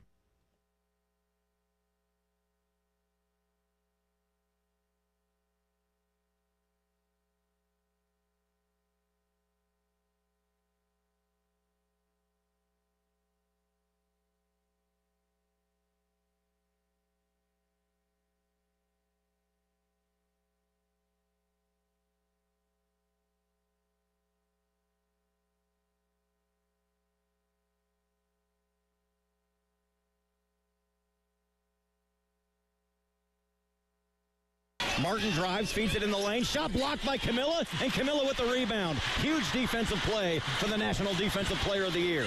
And the Gamecocks lead is 6 with 2:45 to play. Trying to stretch it out some more. 2-1-2 zone here, I believe, by Iowa. Nope, they're going to pick up man-to-man. Raven with 15 to shoot it, dribbling right. Zipping through a couple of defenders. Pulls up from the foul line. Didn't go. Camilla with the rebound. Stick back is good. And the Gamecocks lead 83-75 with 2:27 to play. That was Brad Muller, as Jamie Bradford talked about on the call last night, as South Carolina, a key play there late in the fourth quarter. Key combination of plays, the block by Cardoso on Caitlin Clark, and then the putback to kind of, again, keep Iowa at bay as a South Carolina claims their third national championship, and we'll continue to talk about that throughout the morning. First, I want to remind you about my good friends at Mid-State Roofing. If you've got a leak, let Mid-State Roofing take a peek. Now, sometimes you don't know if you got a leak. Sometimes you actually have to get someone out there to check it out, get a maintenance contract. Well, guess what? Mid-State Roofing, 24 hours a day, 7 days a week, has someone you can speak with, whether it's a Mid-State Roofing employee or an on-call technician. After hours, Mid-State Roofing will make sure somebody is speaking with you and getting someone out to your house. That's why for nearly 30 years, they've been the proven leader in the roofing and waterproofing industry because of their customer service. So again, make that phone call today, 803-356-1919, whether you're in Myrtle Beach, whether you're in Florence, if you're here in Columbia, or if you're listening somewhere on the 107.5 The Game app, Mid-State Roofing is ready to help you. And the way they have their roofing designs and installs bonded systems with a protective guarantee, it'll keep your operation dry and running long into the future. 24 hours a day, 7 days a week. Call Mid-State Roofing. Again, that's 803-356-1919. If you've got a leak, let Mid-State Roofing take a peek. Tonight, Jamie Bradford, we get a national championship game. And Preston and I, we obviously have talked a lot about the women's national championship. And this is an interesting lesson, I think, to see the ratings for tonight versus the ratings tomorrow. I get it. But it's women versus men when you talk about that. But still, 3 o'clock on a Sunday afternoon, which seems lovely, versus 9:20 on a Monday night. If this was a 7 o'clock game, if this was a Sunday night game at 7 o'clock, and why couldn't they do that? I don't understand. Tradition. It's the same thing with the Super Bowl. I don't care about tradition. It's no good. Jamie, your thoughts? Terrible tradition. I'm with Jen. I think that college athletics has screwed this up for years. Why we play on Saturday in football and then play on Monday in the national championship is bizarre. And why this game's played at 9:20. I get the West Coast. I understand the West Coast. But if you're going to play it at 9:20, play it on Saturday. Yeah. I mean, people do have jobs. Bill, you got to be on the air at 6, so you get up at what, about 5:50? I mean, you got to get up early in the morning. He gets up, I think, at 5:30, and he's awake by 6:30, so it works out well. Yeah, it's fine. Trust me, if I lived closer to the studio, yes, it would be 5:50. Would be my wake up time. I'll be honest, I'm not going to even make the effort. If I'm awake to watch the end. I will see the beginning of this game. I'll probably see the first half. Connecticut and Purdue probably it's the game that we deserve. It's the game that college basketball, much like the women's game, got the game they deserved yesterday with South Carolina, Iowa. That was the game that it needed to occur to declare a national champion. And the NCAA tournament's funny. You know, if NC State was playing Alabama tonight, those weren't the two best teams in college basketball this season. It was the two hottest teams in the NCAA tournament. Connecticut versus Purdue is probably, maybe you throw Houston in there as well, but Connecticut and Purdue are the two best teams in college basketball. We are getting a legitimate national championship game tonight. And if you're right, Jamie, if it was played at 9 o'clock on a Saturday night so that the West Coast could get involved, maybe you'd have great ratings. Maybe it is. Other than that, I don't know what you're going to get out of this, because those two teams, while very good, I don't know how many national eyeballs they'll attract. No, I agree. I still don't. I mean, there's obviously, look, we work in the media. Jen, you know how it works. Bill, you know how it works, and I know how it works. There's a method behind everything. Obviously, clearly, they're making money. They're not just shoving it into a spot where they're not going to make any money from a marketing standpoint and all that stuff. I get all that. Okay, but it doesn't mean that you can't be creative and figure out a way to do that over the weekend. I mean, the Final Four ratings sure don't have a problem on Saturday. Those work out just fine, don't they? Even if you wanted to, I mean, why do you even have to play it at night? If you played it on a Saturday, you can play it at 6 o'clock on a Saturday night. I mean, it just doesn't make any sense to me. I don't get that. I don't get why Major League Baseball decided to open up this year on the Sweet 16 and have one game nationally televised. I don't know who's in charge of some of these national TV contracts, but it's kind of insane. There's a reason why the NFL gets the best ratings over everything all the time, and just look at their TV contracts. That explains everything. Well, to your point, again, it's been done, and they're making plenty of money. The NCAA is not hurting. NCAA is not hurting. It is why I do call this championship game pretty much anticlimactic. Unless your team is in it, how much interest do you really have? Without looking it up out there, I'll ask listeners, who played in the national championship game last year? Now, one of them's an easy answer. It's Connecticut. They're going for a back-to-back national championship. Who did they beat? If you were to think about it and go back and look without looking on the internet, but you're right. I mean, they're going to play this game. But tonight, where do you go with this? It's a battle of big men. We got a 7'4" versus a 7'2" big guy. You got the two best teams in basketball. You got two very, very good head coaches in Matt Painter and Danny Hurley. This is a really good, if you're a legitimate college basketball across the board fan, you probably are very excited about this game and are already making plans to make it all the way to midnight for one shining moment. Well, they beat San Diego State, by the way. Good call. But yeah, I get what you're saying. Yeah, it's hard to go against UConn. I mean, you kind of fall in line when you say that, but I mean, I wouldn't put anything past Purdue and Zach Edey as well. I mean, the guy's 7'4". If you get into a rhythm and there's a mismatch there, you can't stop it. Like, there's nothing you can do, right? So, I mean, that's kind of what you're hoping for. And I think this will be a really good game, but it's just hard to go against UConn. They're 6.5-point favorites. I don't know if they cover it or not. I think they probably will. But they're just really, really good, and they're such a well-connected basketball team. Like, that's what's so impressive about them. So it's hard to go against them. The line for tonight, it opened at 6.5, opened at 6, went up Saturday night to 6.5 in favor of Connecticut, and has dropped down to, at least as of 7:30 last night, had dropped down to Connecticut -5.5. Right now, over-under is fluctuating between 149 and 149.5, depending on which betting app you may be looking at. Again, I think you get a great game tonight. I wish it was earlier. And I do get the West Coast decision. Like, I got that, but it's an interesting thing for college sports, especially if you really want to go down a path, Jamie, in the summer when our topics dry up a little bit. of where sports is going with streaming versus the cable networks, and you see, Amazon and I think Netflix, and what is it? Netflix is going to do Tyson and one of the Paul brothers, and they're going to get into it. We'll maybe this summer a conversation for another day on where we all see streaming platforms going with sports and maybe the evolution of sports on TV. We'll come back. I do want to get your thoughts on John Calipari going to Arkansas, a 5-year deal, and how you see that playing out, as well as maybe the next Kentucky head coach, and some final thoughts from you on baseball and women's basketball as well. You're listening to Jamie Bradford, Bill Gunner, she's Jen Jensen. It's the early game.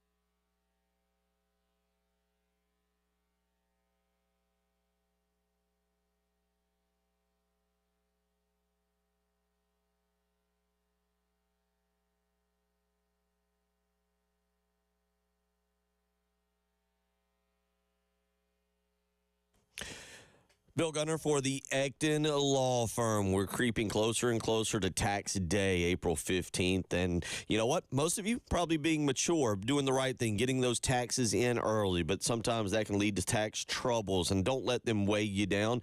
The IRS, well, they're planning to send out those dreaded notices of intent to levy in 2024, and you might have already received one. And if that's the case, it can be an issue for you business-wise or personally. Don't let it be, though. Guess what? The Ecton Law Firm will help you. They can give you a free consultation with a phone call today. 803-771-9800. They have a local team dedicated to resolving your income or business tax issues for good. They understand the challenges that you are facing. That's why their team is ready to offer you the peace of mind you deserve. Call the Ecton Law Firm today if you're having tax issues. 803-771-9800. Tell them Bill Gunner sent you.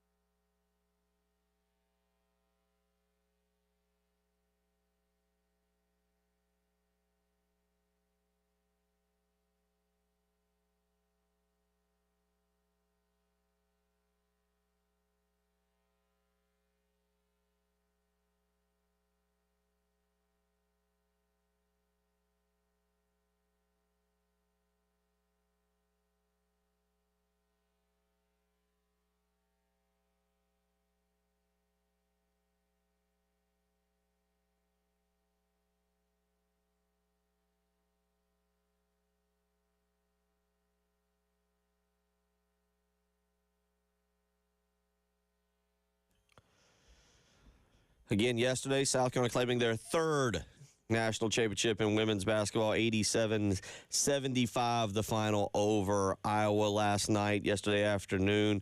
And we'll continue to talk about that coming up in hour number 3. Elijah Campbell will join us from Cleveland, and we'll get some final thoughts on that. Do want to remind you today, South Carolina has announced their welcome home celebration. Colonial Life Arena doors will open at 12:30 today, and they will re-air yesterday's win over Iowa. Celebration will start at 2 p.m. Fans should enter through the main entrance and sit in sections 101 through 104 and 115 through 118. Again, a replay of the game will be shown before the team's arrival, so you can get in there and check that out. Selected concession stands will also be open. Free parking will be in lots A and B, but the university has warned spaces could be tight with classes in session, so we will continue to have more information on that throughout the morning. Information on a championship parade, at least as I sit here, it has not been handed to me at 7:49 on a Monday morning, but we will get more on that. But you can go over to Colonial Life Arena today for a welcome home celebration due to start around 2 o'clock today. Doors open at 12:30 with a re-airing of the game as we wait for the team to arrive. 803-404-6100. So while all that was taking place last night, John Calipari was packing his bags in a move that I think needed to be made. Jamie, the Calipari-Kentucky relationship, I believe it was my guy Jeff Barzillo who said it best, that they were living under the same roof but not essentially sleeping in the same bed is what it had come to be. And John Calipari basically is like, you know what? I don't need to be here. I've got plenty of money. I can go to Arkansas and have a lot of the same resources and maybe a little less of the expectation. Yeah. Wow. I mean, the story in itself is huge. The timing makes it even bigger. You've got, I mean, this is the day for college basketball. It is the day, the national championship. And this story is going to be woven into every single conversation that is had in college basketball. And I'm anxious to see Dan Hurley, his name is going to come up. You know, and I don't think he's leaving UConn. That's not my point. But the point is, it's the day of the national championship.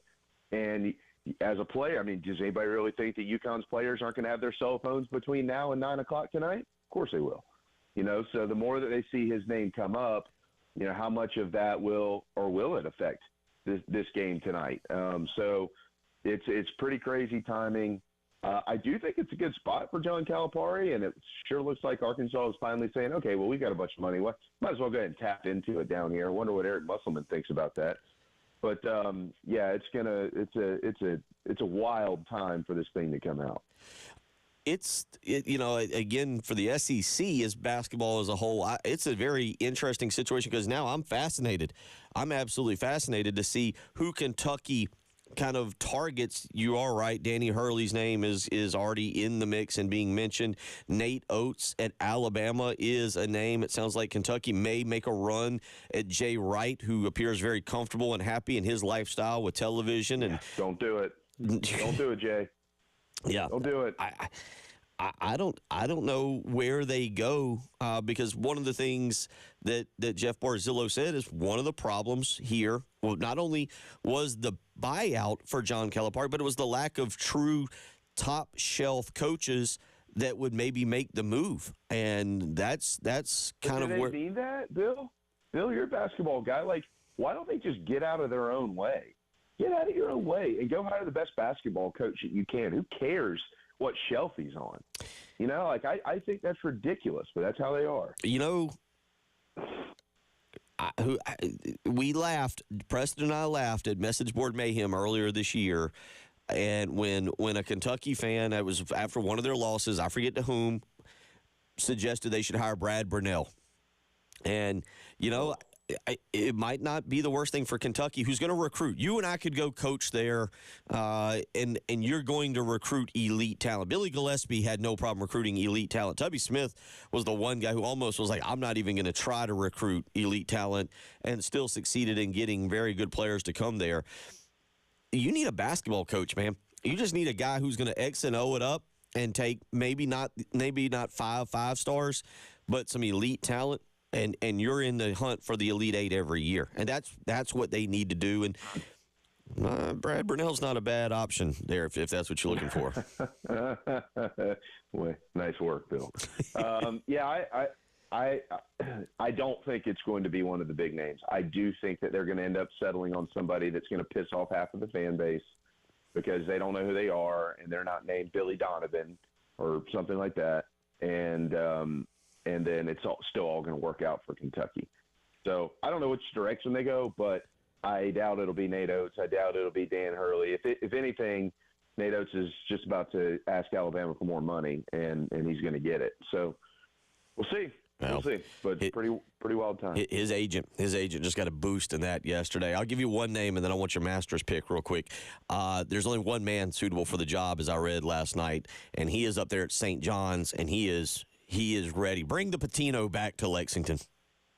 That's all. Bring the Patino back. Just a thought. Masters pick from you this week. Who are you going with?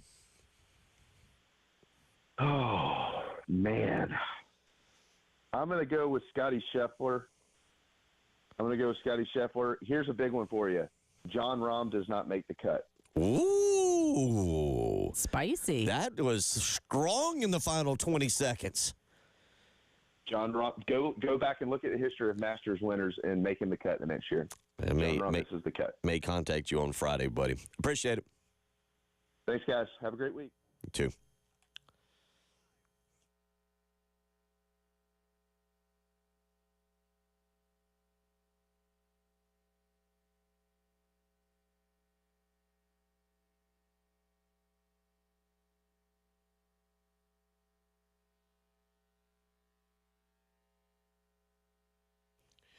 Bill Gunner for Zerorez Carpet and Air Duct Cleaning. All right, we are through the spring, basically, but that doesn't mean spring cleaning is over. And you know what? With Zerorez Carpet and Air Duct Cleaning, they'll make sure that house is looking spectacular. So don't wait another day. Contact Zerorez today, 803-262-4020. That's how you can get in touch with Zerorez and take advantage of their April sale. Mention me, Bill Gunner, 107.5 The Game, and get 3 rooms of carpet clean for only $129. Again, you can make that phone call, 803-262-4020, or you can book online, ZerorezColumbia.com. When you call the experts at Zerorez, you'll enjoy surfaces that stay cleaner longer without dirt attracting residue. Trust me, that ZR Water technology has been great in the Gunner household. Feel fine rolling around on it. When my key golfer misses the putt, my key team misses that shot, and you will do the same. Zerorez, spell it backwards or forwards, is the right way to clean.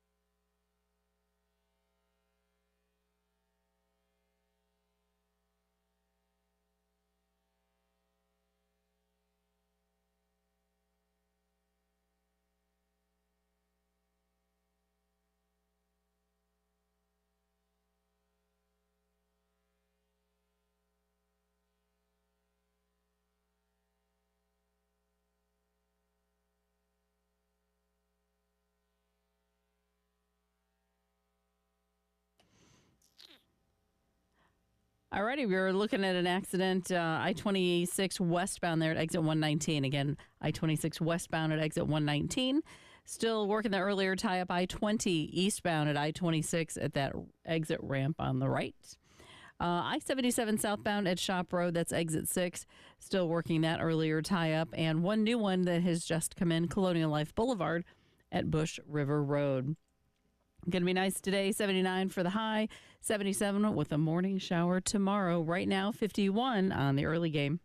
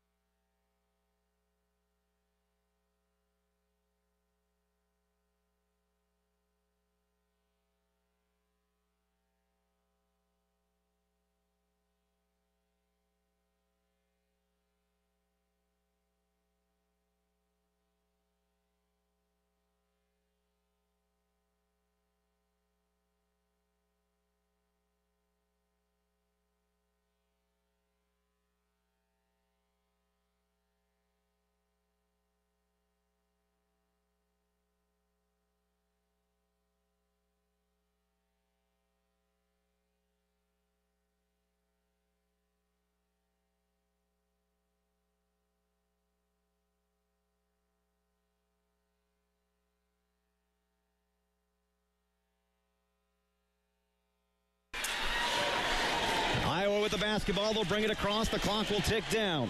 The Gamecocks are making history in Cleveland. They'll be the 10th team, the 5th program to go undefeated and win the national championship. They will avenge their loss to Iowa from last year. The clock ticks down. 2 seconds to play. Celebration in Cleveland. Perfection wears garnet and black. The South Carolina Gamecocks complete their first perfect season with their 3rd national championship. The best team in the nation will cut down the nets as the Gamecocks defeat Iowa 87-75 here in Cleveland. The confetti falls from the sky. Celebration at midcourt. The Gamecocks are national champions again. That was the call yesterday afternoon. Brad Mueller for the University of South Carolina, and the Gamecocks cruise to a 3rd national championship in 7 years. Just a fantastic season. I don't want to say I was really debating how I felt about it yesterday morning. I was over in Atlanta. I was going to the Atlanta Braves game, and how I felt about it because of the fact that they were undefeated. And yet, if they'd have lost that game yesterday, what would it do to my mindset? What would I say this morning? They won, and to me, it is the perfect scenario. It was the perfect scenario. Not only did you wrap up your undefeated entire season, but you knocked off the team that knocked you out last year, that took down those freshies in Iowa, and you knocked off Caitlin Clark. I thought it was the perfect ending to what has been a spectacular year for Dawn Staley and that program. And now they're going to turn around and basically have just about everybody back. You will have some players coming in Joyce Edwards that certainly will want to make a freshman impact. You're going to have Malaysia Fulwiley, who's back for a 2nd year. Tessa Johnson is back. You'll have Tahina Paupau, who has announced she'll be back. Chloe Kitts is back. You get the point. Raven Johnson is back. The majority of this team, Ashlyn Watkins, will now step into a bigger role. It is a team that is poised to win another one, but celebrate this today. Celebrate it. Go over to Colonial Life Arena, 12:30 today. Celebration will start at 2 p.m., but starting at about 12:30, they'll re-air the game there as you await the arrival of the women's team from Cleveland. And coming up in about 15 minutes, we'll be joined by our own Elijah Campbell, who's up in Cleveland. But you can go over for the Welcome Home celebration at Colonial Life Arena today. Doors open at 12:30. Celebration starts at 2. Again, select concession stands will be open, but you can go enjoy the experience with Dawn Staley and her team. And as I was just mentioning, this is a team that is set to come back. And one of the massive stats from yesterday was the score of 37-0. That was the bench scoring for South Carolina versus the bench scoring for Iowa. And after the game, here's Dawn Staley talking about having a deep roster. I mean, it's, to have a roster that goes 9-10 deep it's a privilege. It really is. But it has to be developed slowly and the right way. Like, there's a lot of trust that has to be built, because there's some games that some of them won't play a whole lot, especially the people that's coming off the bench. Chloe Kitts went up and down and, all around. And then finally she settled in today to have a really good game. But she had to come off the bench at times because of not what she wasn't doing, but was more about what somebody was doing and doing well. And that could shake your confidence. But at the same time, you have to let her know the way you build trust in our coaching staff.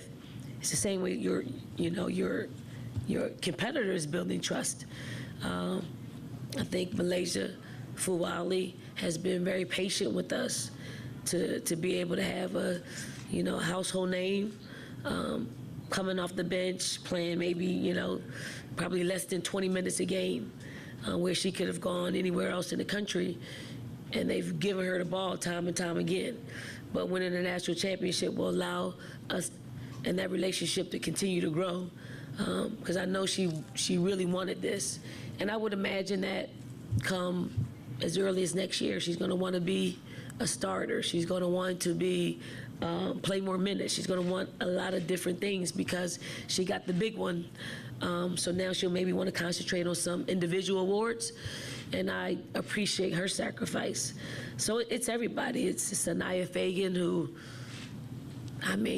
she's a junior, and she's probably started less than 10 times. But she came up crucial this game, like really. And I know she's probably wanted to play a lot more throughout the season.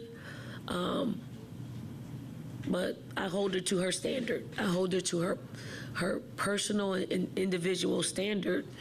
To sometimes that equates to 6 minutes or 5 minutes or less.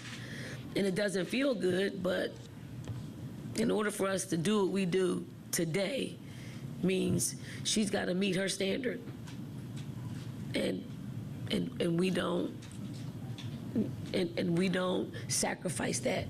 So it's built through trusting the process. It's built through like really high level communication, some that they may not like all the time, but it's truth. But we also want them to talk to us about what they're feeling and seeing, so we can understand them and how they operate in that space. So we don't want to miss anything. We don't want to mess anything up, but we also want to give them an opportunity to tell us what they're thinking and how they're processing information, or if we're giving them the right information. So it's a long-winded answer, sorry. That's okay for Dawn to have a long-winded answer, and it makes a lot of sense. And look, there are few programs in this country, few college programs in this country, regardless of what sport, football, basketball, baseball, who can do what Dawn Staley just talked about. And one of them that we've seen for years upon years was Alabama and Nick Saban, and how he was able to sell, hey, you might not get the snaps you want, but we're developing you for your professional career, and you're going against elite talent. And Nick Saban, there was a reason that Nick Saban, for the longest time, the elite players didn't transfer out. They waited their times. Now you have situations like, Sanaya Rivers, who transferred to NC State, and South Carolina saw her on Friday night, and not everything is always perfect. But for Dawn Staley, much like what Nick Saban had at Alabama, your practice is your preparation for your professional career. And these young women, they're getting opportunities in practice to go against other elite talent. Yes, it would be easy for Malaysia Fuwali to go to another school, and she could go to 98, 97, 98, 99% of the schools out there. There's very few that would take her and not start her right away. But going against Raven Johnson on a day-in, day-out basis, or going against Bree Hall, makes her a better player. And it is rare when you get your program to be at that level that your backups are probably better than 50 or 60%, maybe more, of the teams you actually play. And that's what Dawn Staley has built with that deep roster. 803-404-6100. Let's get out to the Love Chevy phone lines. Gene wants to weigh in this morning. Gene, how you doing? What's on your mind? Doing good, Bill. I'm a lifelong Gamecock, 63 years old. Just want to congratulate our women, congratulate Dawn. And if Ray Tanner is listening, he needs to lock her down, Bill. He needs to lock her down to a contract that she's going to be satisfied with. I mean, she's worth more than Kim Mulkey. She's worth as much as Gino Oriami. Is what she's done with that program. And he needs to reach out and not make her ask. He needs to lock her down. Because if she gets away, it's something bad. I mean, if somebody comes in and scoops her up, it'll be something bad. And if he thinks that program is not generating money, he's crazy. I mean, $15,000, $14,000 at CLA every time they suit up. And so I just, hang up and listen. But if Tanner's listening, he needs to lock her down. And she's worth more than Kim Mulkey, and she's making like $3.4 million a year. So hopefully, he'll do the right thing with her, and we'll have her here for a long time. Thank y'all. Appreciate the phone call. Look, there's no need to worry about Dawn Staley. There is South Carolina number one will take care of her. She makes $3.2 million. She makes plenty. Money is not a problem for Dawn. There is no program that provides for their coach more than the University of South Carolina that gives her the resources she needs to be successful. Dawn Staley, if there will be two reasons Dawn Staley will leave the University of South Carolina.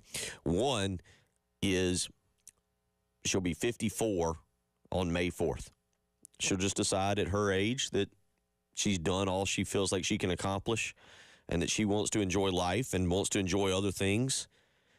Or the second one will be if she sees a legitimate challenge elsewhere and she wants to challenge herself in the latter stages of her coaching career. It has nothing to do with what the University of South Carolina will or will not offer. This is all on Dawn Staley. She has everything she wants, needs, not only to build a basketball program, but to be herself. And, South Carolina, I am sure that there will be some kind of other extension and raise coming up, But look, a lifetime contract, Dawn Staley will not make more money going to the WNBA. And quite frankly, with the way the WNBA is, nothing against it, Dawn Staley will not be quite as relevant. The only jump she could make, if we're being dead honest, the only jump Dawn Staley could make that would be better than what she already has is to be named a coach in the NBA. And I don't even know if she would want to go be an assistant coach. Obviously, anybody would take the jump in her place if a head coaching job came open, but that's pretty unrealistic. If we're being honest, that's pretty unrealistic. South Carolina and Dawn Staley, that's how it's going to be, and it just comes down to Dawn Staley will be here for as long as she wants. And if she decides there's a better if you're Dawn Staley, what drives you is a challenge. What drives you, what drives the great coaches and even the great players, but is to be challenged. And you look at it, they're going to come out next year. They will be consensus number one. You look at that roster they return, they'll be consensus number one without a doubt. They will be expected to win the national championship. Fair or unfair, it will be a failure next year if they don't win a national championship. And so therefore, maybe that pushes her a little bit. That's no fun. That's not a lot of fun to have that kind of expectation, that kind of pressure on you. But again, I wouldn't worry about what Ray Tanner does or doesn't do. Dawn Staley can go into that university and just drop the resume on the table and say, I want this, and they'll make it happen. They'll make it happen. 803-404-6100. We'll get some final thoughts from Elijah Campbell, who's wrapping it up in Cleveland this morning. We'll talk with him when we come back. You're listening to The Early Game.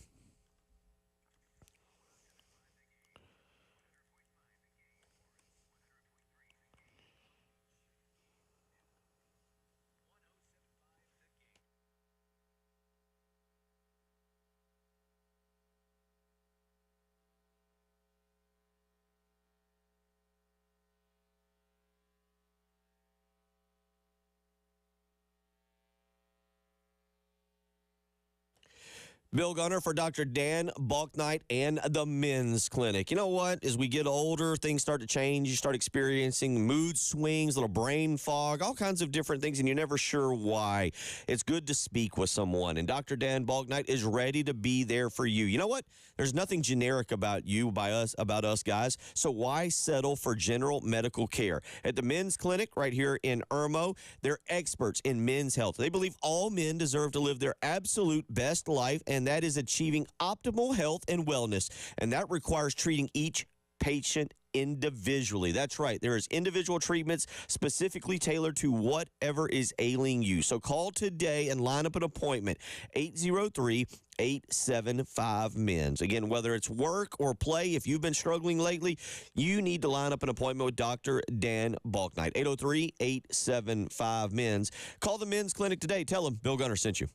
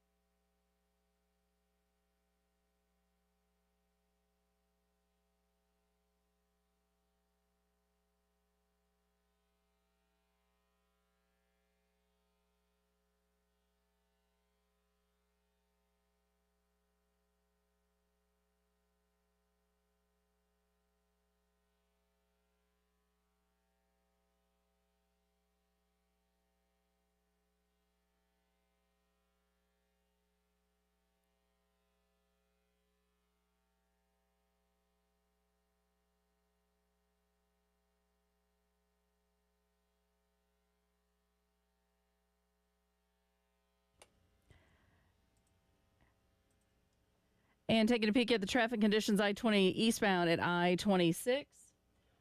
We also, the right exit ramp is blocked. Also, we're looking at an accident, Bauer Parkway at Piney Grove Road. Colonial Life Boulevard at Bush River Road, an accident there. Highway 262 at Garner's Ferry, there's also a slowdown.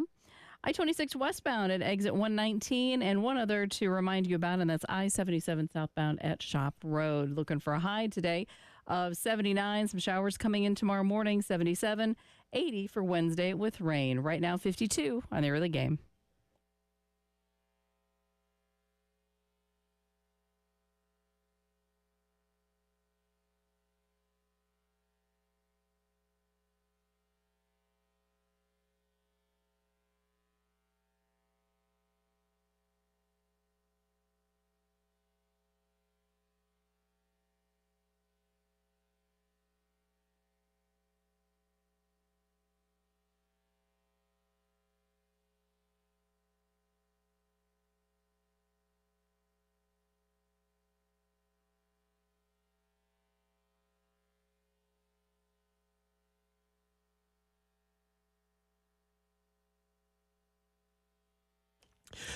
Reminder, go to 1075thegame.com and register for the Palmetto Citizens FCU Grand Slam giveaway. Every game, $25 is added to the pot. And right now, well, that pot is pretty large. I believe it's around $725 is what my sheet says, but it might be a little bit more. If a Gamecock player hits a Grand Slam, you could win all the cash in the pot. Oh, sure, it's not $1.3 billion like somebody just won out in Oregon, but let's be honest, I bet you'd be willing to take $725. So go right now to 1075thegame.com and register for the Palmetto Citizens FCU Grand Slam giveaway. Again, all you got to do, go to 1075thegame.com and register. Yesterday, South Carolina claims their third national championship. And I tell you what, real quick, before we get out to Elijah Campbell, let's listen to Dawn Staley, because I want to get into this with Elijah, too. This is Dawn Staley after the game thanking Caitlin Clark for what she did for women's basketball. They are a formidable opponent that took everything that we had to win the basketball game, but just don't want to not utilize this opportunity to thank Caitlin for what she's done for women's basketball. Like, her shoulders were heavy and getting a lot of eyeballs on our game. And sometimes, as a young person, it could be a bit much, but I thought she handled it with class. And I hope that every step of the ladder of success that she goes, she's able to elevate whatever room she's in. But I'm super excited and super excited to share this moment with our team. They are incredible human beings and young people who trusted, believed, figured out a way to help each other learn and grow and ultimately become champions. That is Dawn Staley, and certainly yesterday was great. Follow me on this analogy. Humor me for a second. You ready, Elijah? Elijah, did you ever get into The Walking Dead? So I haven't seen all of it, but I have watched some of the early episodes. All right. It feels like South Carolina is the good guys. They're the guy, if you want to say it, whether Rick Grimes and all them. And you always face a different villain. Time after time, it's a different villain. It used to be Connecticut. It was Connecticut for a long time. Then we didn't get to face them, but for a little bit, it was Oregon and Sabrina Ionescu in during the COVID year. Unfortunately, these two didn't get to face off. Now it has become Iowa, and it become LSU, and South Carolina has vanquished all the opponents. The only one they didn't get to vanquish was Oregon, and Oregon has kind of filtered into the background now because Ionescu left, went to the NBA, participated in the three-point competition with Steph Curry. I'll open up with this. Have we seen the last of Iowa now as a main opponent, a main rival for South Carolina? I believe so. And I see what you're getting to on the analogy, and I can see it too. And even though they didn't get to play Oregon, they did take Oregon's best player from last year and win a title with her. So I guess it's a de facto beating Oregon, I guess. I don't know. We'll count it as a dub. But I think this is kind of the peak of Iowa we've seen. I know Iowa, had some really good role players stand out this weekend and all season long, especially Hannah Stuelke, and she's going to be a good player for, the next couple of years at Iowa. But when you lose a player like Caitlin Clark, who's not only as, I guess, influential in the sport, but as good as she is, I mean, a two-time Naismith Player of the Year, a player who's averaging over 30 points a game, that's just so hard to get back. And she was so important to that offense, had such a high usage rate, and it wasn't just the scoring, too. I mean, she assisted on over half of her team's buckets whenever she was in the game this year, and it was such an offensive burden that she held that you're just not going to be able to get that in one or two or three players. I don't know if you remember in the scene in Moneyball, Bill, but they're talking about all the players that the Oakland A's left, and Billy Bean's like, well, we can replace them in the aggregate. You can't replace Caitlin Clark in the aggregate. They can still be good next year, and they'll probably finish in the top half of the Big Ten, but they're not going to be what they were this year. And that leaves us with really the next storyline of yesterday. South Carolina is set to return, pretty much all of the roster. Camila Cardoso moves on. Now, we never know that maybe via the transfer portal era, some of these women look around and say, I've got my championship. I want to go be a true star at another school. But in the aftermath of yesterday, you kind of look ahead to the future, and this team is pretty much intact coming back next year, adding Joyce Edwards, adding a few other players. Yeah, I mean, adding, the number two, it's the number 2 recruiting class in the country. And with Pow coming back, too, to using her last year of eligibility, I mean, you're going to get to the point now, Sakima Walker's not coming back, so that opens up a roster spot. And so, you lose Sakima, and lose Sakima and Camilla, so that's 8 roster spots that are filled right now. And you're filling the next 3 or 4 available ones with McDonald's All-Americans. And number 2, or number 1, actually, high school player in the country with Joyce. It's an embarrassment of riches at this point if you're South Carolina. That might even open you up a spot to bring in a transfer role player. You don't have to be maybe a transfer star, maybe an additional role player. And even then, you do that, and look, you're looking at a team that is 12 deep that was every bit as good as the one that was 9 deep this year. And we saw exactly how good this team was when Camila Cardoso went to Brazil to try to earn an Olympic qualification spot for her country. And the team didn't skip a beat. Like this, there's a really good chance they run the table next year, too. Maybe, I don't know about going undefeated, but they're going to be the heavy favorite to win the national title. And they're more than likely, they're going to be a year older, a year better. And, I mean, if you're doing a way too early top 25, it'd be foolish to put anybody but South Carolina at number 1 because they're just going to completely come back and reload. Yeah, for those just looking way into the future, Joyce Edwards, the number 2 player in the country, according to ESPN Hoop Girls, obviously from just down the road in Camden, is signed and committed. Madison McDaniel, the number 12 player in the country, a point guard out of Bishop McNamara in Maryland, is committed to South Carolina as well. So you have 2 of the top 20, and then I don't quite understand, so you might be able to help me with this, but I know she's been injured, but she's been on the bench. But the number 26 player in the country, is it Agile Tack, who was a 6'5" post player? She has been injured, but has been with the team. I think she enrolled early. She did. Yeah, she did what Chloe Kitts did last year, but didn't use – I don't think it still counted as a year of eligibility. That one I'm not 100% sure on, but she will be playing next year, and I forgot to mention her when talking about the players that are coming back. So realistically, I mean, you have 9 players coming back next year in terms of roster spots because minus Sakima, minus Camilla, bringing Tack in, and then bringing in, that's 9, I guess, with Edwards and your other 5-star. That's 11, and that's 11 players on your team that you have roster spots with that are, either All-Americans or McDonald's All-Americans coming out of high school. Because I think I don't think she was McDonald's All-American, but she was a 4 or 5-star recruit, and Tack was. And it's just, you just look up and down the roster. It is absolutely insane what's coming back. And, there's not many teams in sports, Bill, where the last place person on the roster could start for 95% of the teams in women's college basketball. But, that's kind of where this team is. And, they might not be underdogs in a game in terms of a gambling line for another couple of years, and I don't think that's being hyperbolic at all. Maybe that also is just a statement as to where this team is. I mean, look at the run they just had. I mean, the biggest challenger in Iowa, the number 2 team in the country, the number 1 offense efficiency team in the country with the Naismith Player of the Year, they just beat by 12 after spotting them 10 points to start the game, and they're bringing everybody back. It's South Carolina sport, and everybody else is just participating. And it feels, this is another key part, it feels like you have the leaders in place that can control the locker room outside of Dawn Staley. Raven Johnson is a leader. Tahina Powell has her own form of leadership. Ashlyn Watkins will be expected to step more into a Camila Cardoso role.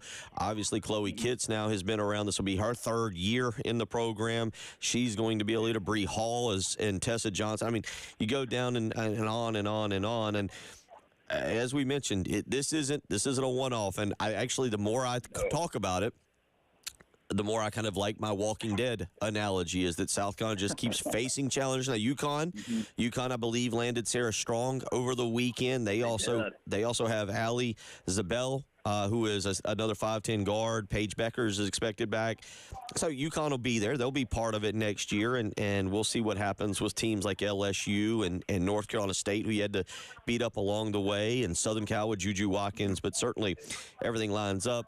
803-404-6100. I tell you what, Elijah, we're going to keep you around for another segment. I want to get into some of the game aspect of it tomorrow from yesterday, including just what you watched, what you observed from Caitlin Clark's body language as the game went along. So we'll catch up with you on that when we return. You're listening to Bill Gunner, Jen Jensen, Elijah Campbell joining us from Cleveland. It's the early game.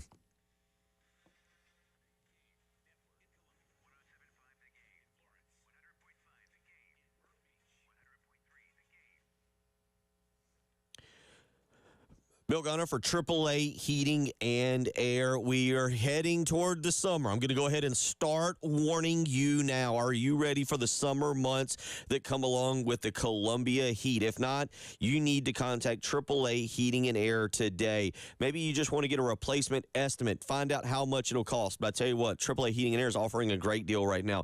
No interest, no payments through the end of 2024. So you can get new comfort in your home as soon as tomorrow with a phone call today, 803-677-1500. That's how you can reach out to AAA Heating and Air and line up a free replacement estimate. So if your heating and air unit's been acting a little funny lately, well, guess what?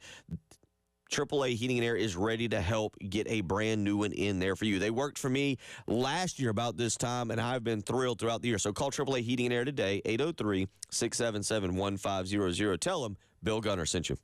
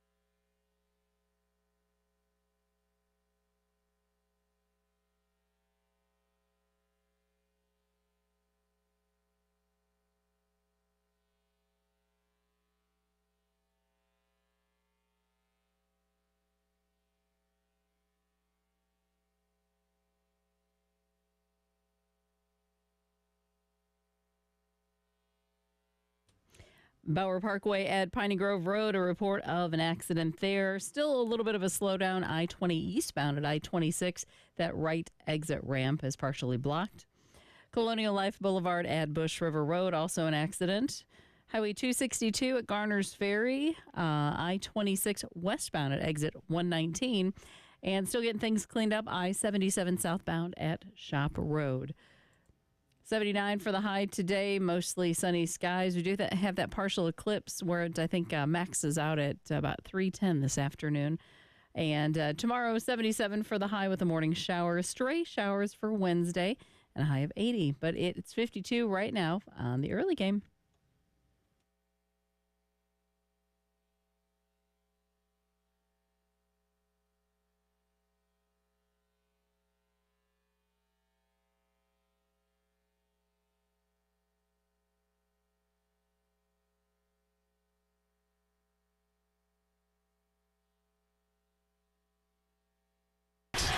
Hawkeyes can work to the final shot.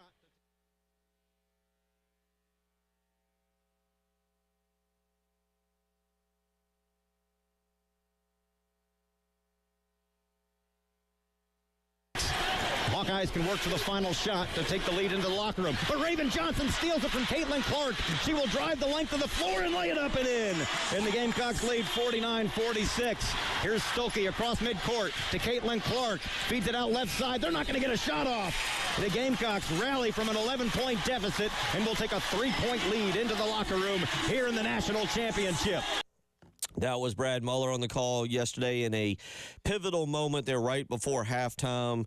South Carolina up 1, and then Raven Johnson picks the pocket of Caitlin Clark, goes down and scores. That puts the Gamecocks up 3 going into halftime, 49-46.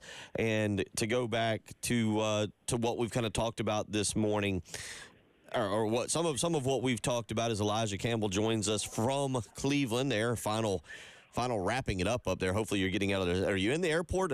By the way, that's what it does sound like now, by the way. Yes. Okay. Oh, yeah. I am back to another day of airport travel. Excellent. So, like just yesterday, I was spending all day in airports, and now I'm back. Excellent. So what I'm kind of interested here is you look at Caitlin Clark's stat line from yesterday. She has the incredible first quarter, but then just kind of wears out. What did you see in person from Caitlin Clark's body language? 30 points is a good game for her. There's no doubting that. She was 10 of 28 from the field. The big number that I said was she only had 5 assists. Could not really get her team into the flow of things. What did you see in person from her body language? Yeah, I think the biggest take is that she did get worn down late. And, every South Carolina player in that locker room that I talked to after the game mentioned, you can feel everybody for Iowa getting exhausted. I mean, they played, 4 players playing at least 35-plus minutes, less than 48 hours before that in an emotionally driven game against UConn. And it's a hard turnaround. That's an incredibly hard turnaround from one day to the next. And being able to cram in a scouting report. But the biggest thing in terms of from a schematic standpoint, Bill, when I was talking to Bree Hall about, when you watch Caitlin Clark on tape, what's one thing that you want to take away? Because, you're going to have to live with her hitting some threes in your face, right? That's just what she does. She takes a lot of threes. She hits a lot of threes. And I think Haley Van Lith with the shrug from the LSU game might have been one of the most accurate ways to depict what guarding her is like. But one thing they thought they could take away and try to was that little side step back 3 that she likes to shoot a lot. So if you notice, you go back and watch the game, they're giving Caitlin Clark drives with her right hand. I remember one possession in the second half where Tessa Johnson's completely shaded over to her left to try to take away that step back 3, because what Caitlin Clark likes to do is get on the perimeter, take a couple dribbles, side step to her left, shoot a fall away 3 from there, and that's one of her higher percentage 3-point shots. Well, South Carolina did a really good job of taking away that left hand, and there was one possession where Tessa Johnson completely gives Caitlin Clark a right-handed drive towards the middle of the floor. Granted, it helps when Camila Cardoso's back there to be able to erase your mistakes and be able to protect the rim, but they were going to concede right-handed drives to Caitlin Clark and not want to get her into those rhythm step-back threes. And after the first quarter, she didn't hit any of them. And I think that was really one of the more unique approaches to guarding her this year that you'll see from anybody, and it really did work. I mean, you weathered the first quarter storm where she scored 18, and in the last 3 quarters, she only scored 12, and they weren't really an efficient 12 either. I mean, you look at her, 30 points for the whole game. She did it on 28 shots. And you're right, only 5 assists, and she's had plenty of games this year where she's able to rack them up. But I think taking away that one part of the floor ultimately made the difference in keeping her a little less effective than she normally is. Elijah Campbell joining us. He was there at the game, and so many key moments in that game going back to early on with plays that South Carolina made to cut into the deficit of 11. We just played that clip from right before halftime. There was another Tessa Johnson three-pointer in the third quarter that we've played. The Camila Cardoso late block and putback that was vital. being there, feeling the energy in the building, was there a particular play or sequence of plays where you could feel the energy completely shift into South Carolina's side? Oh, it's 100% the Raven Johnson steal at the end of the half, because Iowa had the plan of, hey, we're going to play for the last shot. We can get maybe a high percentage look near the basket, maybe draw another foul, because they were drawing a lot of fouls in the first half of that game, especially Caitlin Clark on jumpers. I mean, all 6 of her free throws came on 2 different foul 3-point jumpers.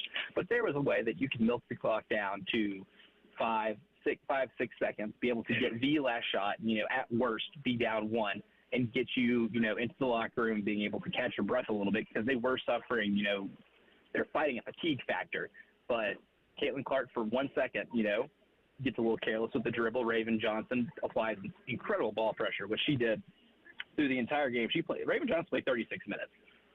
Actually 37 if you round up, 36 minutes and 53 seconds. And Bill, I don't know if you know, there's not a player on this team that averages more than 30 minutes a game. But Raven Johnson was tasked with having to extend an entire game out there chasing Caitlin Clark around and making sure that, she doesn't beat them like she did last year. And Raven Johnson in that play was able to use her energy to apply ball pressure enough to get that steal, get the layup. Iowa doesn't even get a shot off after that. And what was, an 11-point lead, and that place was rocking, because it's probably about 75% Iowa fans, mind you. It got a lot quieter after that. And you could kind of feel that Iowa's chance at grabbing a hold of the game when South Carolina made their run kind of passed them by. You could almost feel a window closing, and that was their opportunity to be able to take advantage of such a hot shooting first quarter. And after that, it felt to me that they weren't going to have the legs to be able to mount any type of comeback. And then, of course, in the third quarter, once you get up double digits, in my head where I was kind of like, okay, this is probably it. And, they cut it down to 6. But after that, they never really felt completely back in it, just because of the fatigue factor and the way that South Carolina asserted themselves defensively. Let's go back to, you say started that, because this is a text we got in at 6:23 this morning from a texter. Said, worth noting, Dawn did not even stand up nor think about calling a timeout as Iowa shot out of a cannon to start the game. Yeah, again, I'm interested, because it's one thing to watch it on television, depending on how you were consuming the game, but to be there in person as that game gets going. You just mentioned, I didn't know that. I didn't realize that about it being about 75-25 Iowa fans to South Carolina fans. What was it like there at the very beginning of the game? Raucous.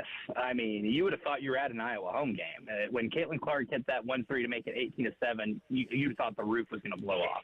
And there were a couple instances where Caitlin Clark had a 3-point attempt, or Kate Martin would have an additional 3-point attempt, and you expected it to go in, expected the place just to go nuts, And that was, I think, what Dawn did there was probably. She knows that South Carolina's the better team, and that if we play this game 10 times, they're winning a majority of the times, and that she doesn't want to give that crowd more juice, more momentum, because she knew that, before the next stoppage, you can turn this 11-point deficit down to about 5 or 6, and once you get to where there's only a couple more possessions of a deficit, then it's a whole lot more manageable emotionally to be able to take over. I think Don's got a lot of, it's a very much a Phil Jackson type thing, where he's written about it, talked about it. Like, he does not like calling timeout, especially like what he would consider road environment, because he trusts his players to be able to figure it out. Don trusts them to be able to figure it out. And I think there was just some execution things that she didn't have to tell them. She didn't have to tell them to not over-close out on a Caitlin Clark 3 and foul 3-point shooter. I think they know that. They made a mistake. They understood what the assignment after that, and didn't do it again, because he had those 2 foul 3-point shots, and they didn't send her to the line for the rest of the game. So I think they all knew the game plan. They knew they were not going to stray away from it. So when they did hit that adversity, the timeout really would have only given the crowd more juice, and really it would have just been 30 seconds of Dawn telling them something that they already discussed, before the game. I think a lot of it was just execution stuff, and I think that's one of the reasons why she didn't take it. Elijah, safe travels home. We look forward to seeing you back around the studio this week, and hope today goes well trying to get home. Yeah, absolutely. Appreciate you guys having me on, and all of our sponsors like CHW Cabinetry, Columbia Craft, and Forest Lake Travel for sending me out here, and excited to be back. Look forward to having you back. Elijah Campbell from Cleveland as he makes his way back. We'll come back. We'll wrap it up this morning. Bill Gunner, Jen Jensen, it is the early game.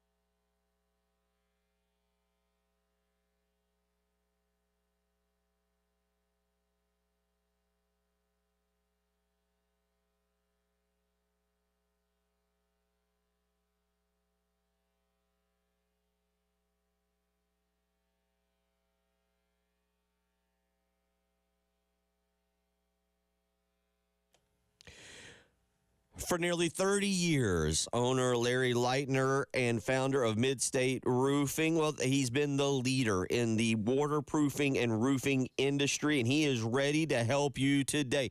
He's got a trained team, whether you're here in Columbia, whether you're in Florence, or whether you're in Myrtle Beach, that wants to make sure your profession is continuing to stay dry and up and running. So go ahead. Call Midstate Roofing today. Get a little bit of leak detection, and that'll be followed by some leak prevention, because with summer thunderstorms coming up, you want to make sure your roof is in good working order. That's why I trust Midstate Roofing and why you should as well. 803-356-1919. 24 hours a day, 7 days a week.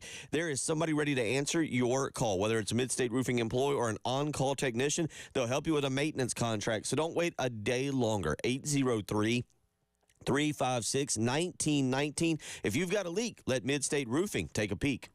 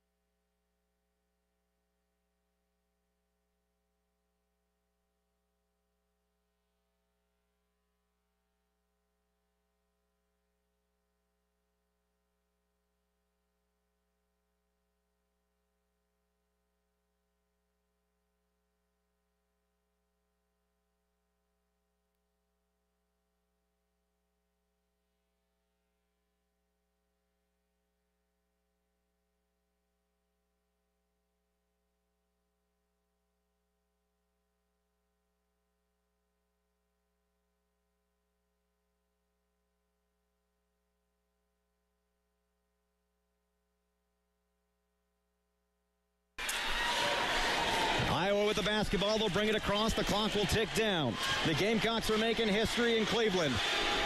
They'll be the 10th team, the 5th program to go undefeated and win the national championship. They will avenge their loss to Iowa from last year. The clock ticks down. 2 seconds to play. Celebration in Cleveland. Perfection wears garnet and black. The South Carolina Gamecocks complete their first perfect season with their 3rd national championship. The best team in the nation will cut down the nets as the Gamecocks defeat Iowa 87-75 here in Cleveland. And the confetti falls from the sky. Celebration at midcourt. The Gamecocks are national champions again. Brad Moeller on the call. Excellent job by Brad and the entire team there on the call yesterday. Thank you again to Elijah Campbell for being up there and covering for us. And I'm being serious. I was joking at first, but the more I think about it, my Walking Dead analogy of what South Carolina has gone through over the last really 10 years, maybe go back 7. If you remember 7 years ago, we all thought it would be Connecticut, but it ended up being Mississippi State that they had to knock off for the national championship, and obviously they had no problem doing that several years ago.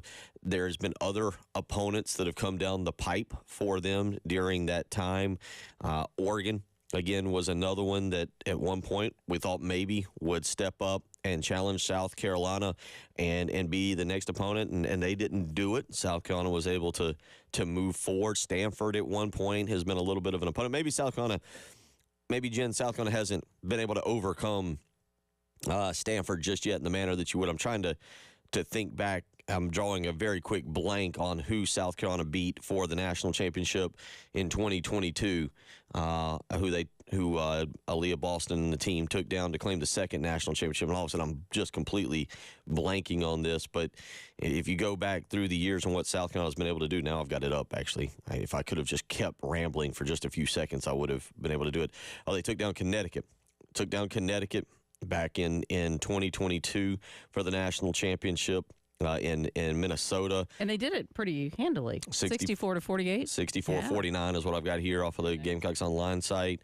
And now you take down Iowa. So it feels like new challengers keep stepping up. Of course, they didn't play LSU for a national championship, but we've seen them continuously knock back LSU. But this will be the end, likely, for Iowa as a challenge. Who knows? I'm not going to sit here and lie to people and tell anybody I've been studying Iowa recruiting and where their program goes from here. But I think when you see limited bench minutes from that team yesterday, they get outscored off the bench 37-0 by the Gamecocks, and the depth that South Carolina has, there will be a new opponent, maybe the next villain, if you will. You've always got Connecticut lingering out there, but maybe the next villain becomes the other Southern Cal. Maybe we turn our attention a little bit out west. But this was the end for Caitlin Clark. She'll move on to the WNBA. And yesterday, she was asked on what people remember her for during her college career. Here is Caitlin Clark wrapping it up in Cleveland. We truly have each other's back. Maybe we weren't always the most skilled. Maybe we weren't always the tallest. Maybe we weren't always the fastest, but we just believed. We knew we could be in these moments. We trusted one another. And that took, a couple years to get to that point. And there's been so many great Iowa women's basketball players that come before us and, allow this program to be really, really good when, Kate and I and everybody else stepped on campus. And I feel like we took it to a whole nother level. And I feel like our program is in really good hands moving forward. And I think more than anything, people will probably remember our, 2 Final Fours and things like that. But people aren't going to remember every single win or every single loss. I think they're just going to, remember the moments that they shared at one of our games or watching on TV or, how excited their young daughter or son got about, watching women's basketball. I think that's pretty cool. And that's, those are the things that mean the most to me when people come up to me and, I don't really get offended when people say, I've never watched women's basketball before. I think, 1, you're a little late to the party, yes, but 2, that's cool. We're changing the game, we're attracting more people to it. But at the same time, those little things are just, I think the moments that we'll remember for forever. And that, I don't know, Jen, if that will be the last we hear of Caitlin Clark, as she goes into the WNBA or whatever she likes to do professionally after this. By the way, really cool seeing Aaliyah Boston come back and Aaliyah's personality. I was commenting on Twitter about she really rose to the challenge, and I think there's a future for her in broadcasting because she did a very good job. There is. Her personality, her passion, I think, for women's basketball. Yep. The good news for South Carolina, she'll continue to be an incredible representative, and I think she'll do it by covering women's college basketball moving forward. If you saw that, I did have to laugh over the weekend.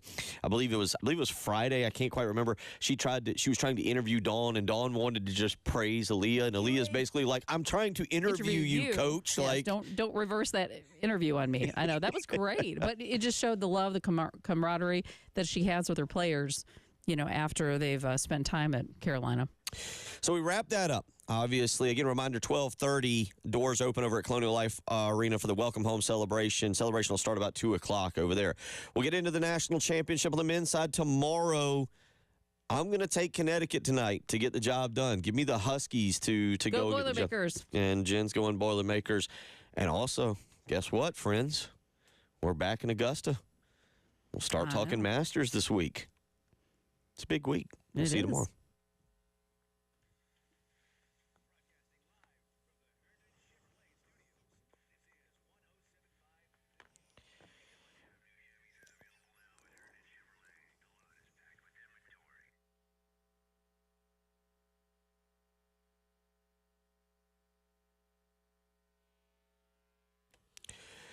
Bill Gunner for AAA Heating and Air. Just a few minutes ago, you heard me talking about making sure that that heating and air unit is working, that you can call them for a free replacement estimate. Well, guess what? AAA Heating and Air isn't just doing heating and air units.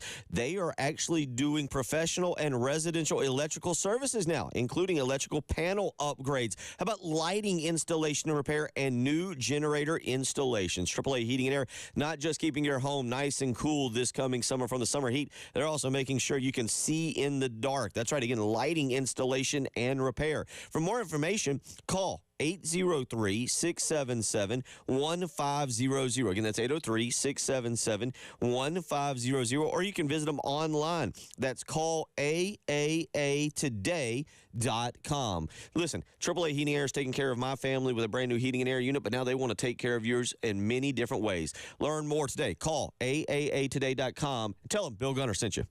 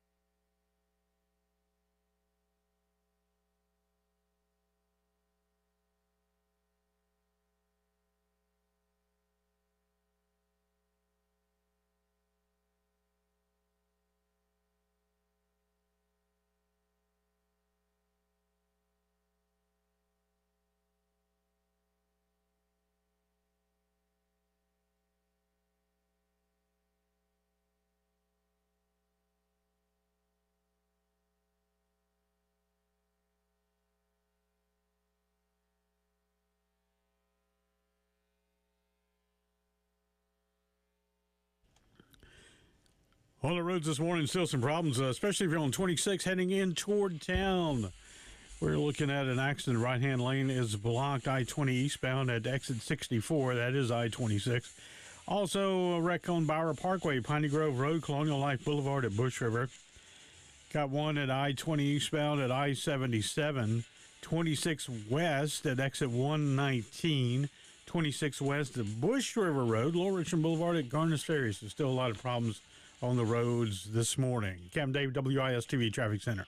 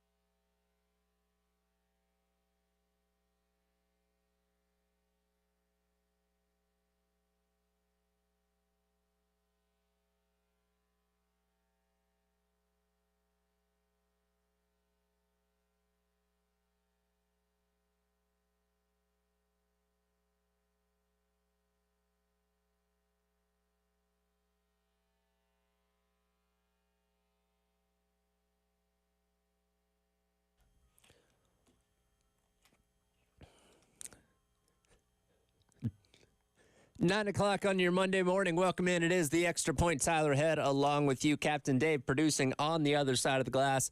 Oh boy, what a weekend.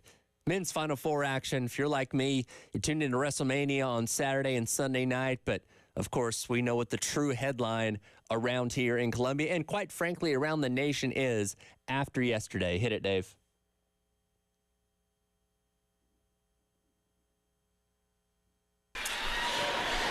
Iowa with the basketball. They'll bring it across. The clock will tick down. The Gamecocks are making history in Cleveland. They'll be the 10th team, the 5th program to go undefeated and win the national championship. They will avenge their loss to Iowa from last year. The clock ticks down. 2 seconds to play. Celebration in Cleveland. Perfection wears garnet and black. The South Carolina Gamecocks complete their first perfect season with their 3rd national championship. The best team in the nation will cut down the nets as the Gamecocks defeat Iowa 87-75 here in Cleveland. And the confetti falls from the sky. Celebration at midcourt. The Gamecocks are national champions again. Brad Miller on the call yesterday on the Gamecocks radio network, and couldn't have put it any better myself. It is indeed a national championship victory Monday as Dawn Staley and the South Carolina Gamecocks claim their 3rd national championship as a program in just the past 8 years, picking up the victory 87-75 over Iowa yesterday up there in Cleveland. Obviously, it's the cap to an undefeated season, cap to a historic season for women's college basketball. And as Brad mentioned there, it's revenge from the loss that you suffered a season ago when the freshie class seemed to be well on their way to perhaps winning a national championship themselves and doing it in undefeated fashion. Caitlin Clark and the Iowa Hawkeyes got in the way, and yesterday South Carolina, over a year later, that game was at the end of March, but over a year later, finally was able to enact their revenge and get that national championship and keep one of the greatest players in the history of women's college basketball from the one thing that she's been going after the entire time, that being a national championship for Caitlin Clark. And this matchup was so hyped when the tournament started. I know I filled out my bracket, and I put South Carolina and Iowa in the national championship before I did anything else. And I imagine there were a lot of other people out there that did the same thing. And the build throughout the tournament with South Carolina, handling their opponents, having the close game against the likes of Indiana, Iowa on the other side, handling their opponents, having their close game against West Virginia, the tight game they had against UConn the other night, and building till this national championship on a national stage on Sunday that we haven't got the numbers to come out for it yet, but I imagine they are astronomical with some of the numbers we've seen from women's games so far this season. And it gave us a great game. Now, South Carolina was able to pull away in the second half, but it's one of those games that, knowing what Iowa was capable of on offense, you could not look away, even in the last couple of minutes, because you know that Hawkeyes team was capable of putting together a run. South Carolina was able to hang on and get that victory by 12 points and, again, claim the national championship. Now, we do have to go back to Friday night before we do anything with what happened on Sunday, because both these teams had to win their way in to the national championship game. South Carolina taking on a scrappy underdog NC State team that nobody was talking about, and we mentioned that several times leading into the game last week, that they're being completely overlooked. Nobody gave them a chance, and they gave South Carolina all they could handle throughout that first half. Tight game going into halftime. South Carolina goes on a monster run in the third quarter, opens it up, and pulls away for a pretty comfortable victory there to punch their ticket. On the flip side of things, Iowa and UConn, who eclipsed the viewership numbers that LSU and UConn had done just a couple nights before in the Elite Eight, put on a barn burner that kept you glued to the TV the entire game. Iowa comes away with a 2-point victory, and in controversial fashion, with Aaliyah Edwards of UConn getting called for that moving screen at the end of the game. Whether you thought that was the right call or not, regardless, that's how the game ended, and Iowa was able to punch their ticket back to the national championship. But it was interesting because we saw the blueprint of how you can keep an Iowa team at bay. UConn just wasn't able to do it for the full length of the game. And we knew South Carolina was a deeper team. We knew their bench production and just the fact that the sheer amount of bodies they put on the floor was going to benefit them at some point, if not in one game, both games over the course of the weekend. And it certainly did on Sunday. And again, this game in and of itself had a season-long build-up to it because you had an Iowa team that, again, came up short last year to LSU, that with just by having Caitlin Clark alone back was going to be a threat for the national championship. And we watched Caitlin Clark set record after record after record after record over the course of the season. You're just hoping that it was going to culminate in another showdown with South Carolina. At least that's what I was hoping for. And I think a lot of other people were too. And watching South Carolina on the other side of things just continue to win and win and win and win and win with a basically brand new, not a brand new team, because it was a lot of girls that were on the team from season ago, but a brand new starting five and comprised of a lot of new and young faces coming off the bench and stuff like that nobody thought they were going to be this good, and what many people would have viewed as like a rebuilding year for South Carolina men's basketball, but they lived up to it. Ends up culminating in this great national championship game. And, hey, you were probably worried those first couple of minutes. Iowa jumps out with a 10-0 lead, capped off by Clark hitting her first three of the game, something that she was not able to do in the early stages against UConn. You're probably looking around thinking, oh, boy, don't let this one get away from you. But as I mentioned a moment ago, UConn with Nika Mule on Friday night showed the blueprint on how to guard Caitlin Clark. Now, they shut her down in the first half, but she came to life in the second half. And again, UConn doesn't have the bench, doesn't have the numbers that South Carolina does. And, I feel like from and again, credit to UConn for getting to the Final Four, I think South Carolina is a more talented team. I think South Carolina was motivated more by that loss to Iowa a season ago. And it's almost poetic justice that it's Raven Johnson that gets tasked with guarding Caitlin Clark. After the game that we saw a season ago where Clark just didn't have a care for Raven in that game and was just waving her off, saying, you know what, shoot your three-pointers. See if I care. And Caitlin Clark getting the best for her a season ago, Raven Johnson was tasked with doing the job again this year and lived up to it. In a game a season ago that she talked about this week, she's rewatched 100 times.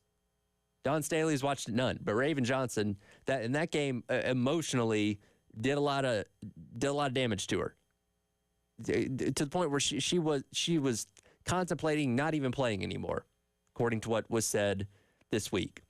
And for her to step up in the game yesterday and do what she did to be able to lock down Caitlin Clark, really from the second quarter on, because Clark got her points in the first. 18 of the 30 points that she scored in that game yesterday came in that first quarter. And again, you're not going to shut her down completely. She's going to score her points. But it's limiting what she is able to do, making her take a lot of shots. That's exactly what Raven Johnson in South Carolina did yesterday. Let's go cut number 17 here, Dave. Here is Raven on guarding Caitlin Clark. Don't let her score. I mean, I was ready. I was ready for the moment, and I take defense very hard. Like, I take it to heart. And I think I studied her moves, and I was ready. I had confidence this year. I mean, I was telling myself last year's not going to happen again, so. Caitlin Clark was held to single digits and just 2 3-pointers made over the course of the final 3 quarters yesterday. If you want a padlock stat, that is probably it. Saying if you can limit the best 3-point shooter in women's college basketball to making 2 shots, 2 3-point shots at least, over the final 30 minutes of the game, you feel pretty good about South Carolina's chances, and that's exactly what happened. And I mentioned it. It's so poetic that Raven Johnson is able to redeem herself at the national championship by going out there and putting in that performance. And again, Caitlin Clark still scored 30 points, but it took 28 shots to do that. And she was well under 50%, 10 of 28 from the field. And as much praise as we're going to loft to Raven Johnson, rightfully so, this game was just as important from the standpoint of limiting those around her. Because, again, Clark's going to get her points.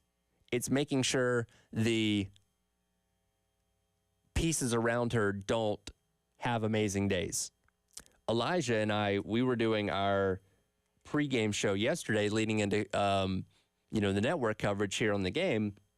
And I thought he had a really good analogy when talking about Hannah Stolke for how she performed on Friday night against UConn. She was very much the Robin to Caitlin Clark's Batman. Now, Batman, usually the one saving the day, usually the one kind of leading the charge. Occasionally, he's hanging from a building. Occasionally, he's tied up fighting the Joker and something else is going on off to the side that needs some attention. That's when Robin steps up. That's when Robin, becomes the leader for that moment and ends up, being the reason why the good guys win at the end of the day. And that's what Hannah Stolke was able to do on Friday night while Caitlin Clark was, being shut down for a lot of the first half of that game. She stepped up, and then Clark ended up coming along in the second half. But it's having that piece around her, and it's not just Stolke. It's Kim Martin. She's been big at times this season as well, and making sure that they did not have big games on Sunday. Martin scored 16. Stolke scored 11. Solid numbers. But they combined for 18 points in the first half and just 7 in the second half.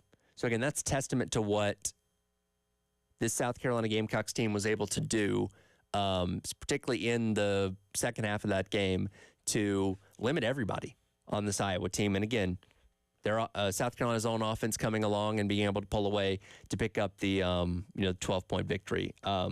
Amazing game, amazing season, amazing team.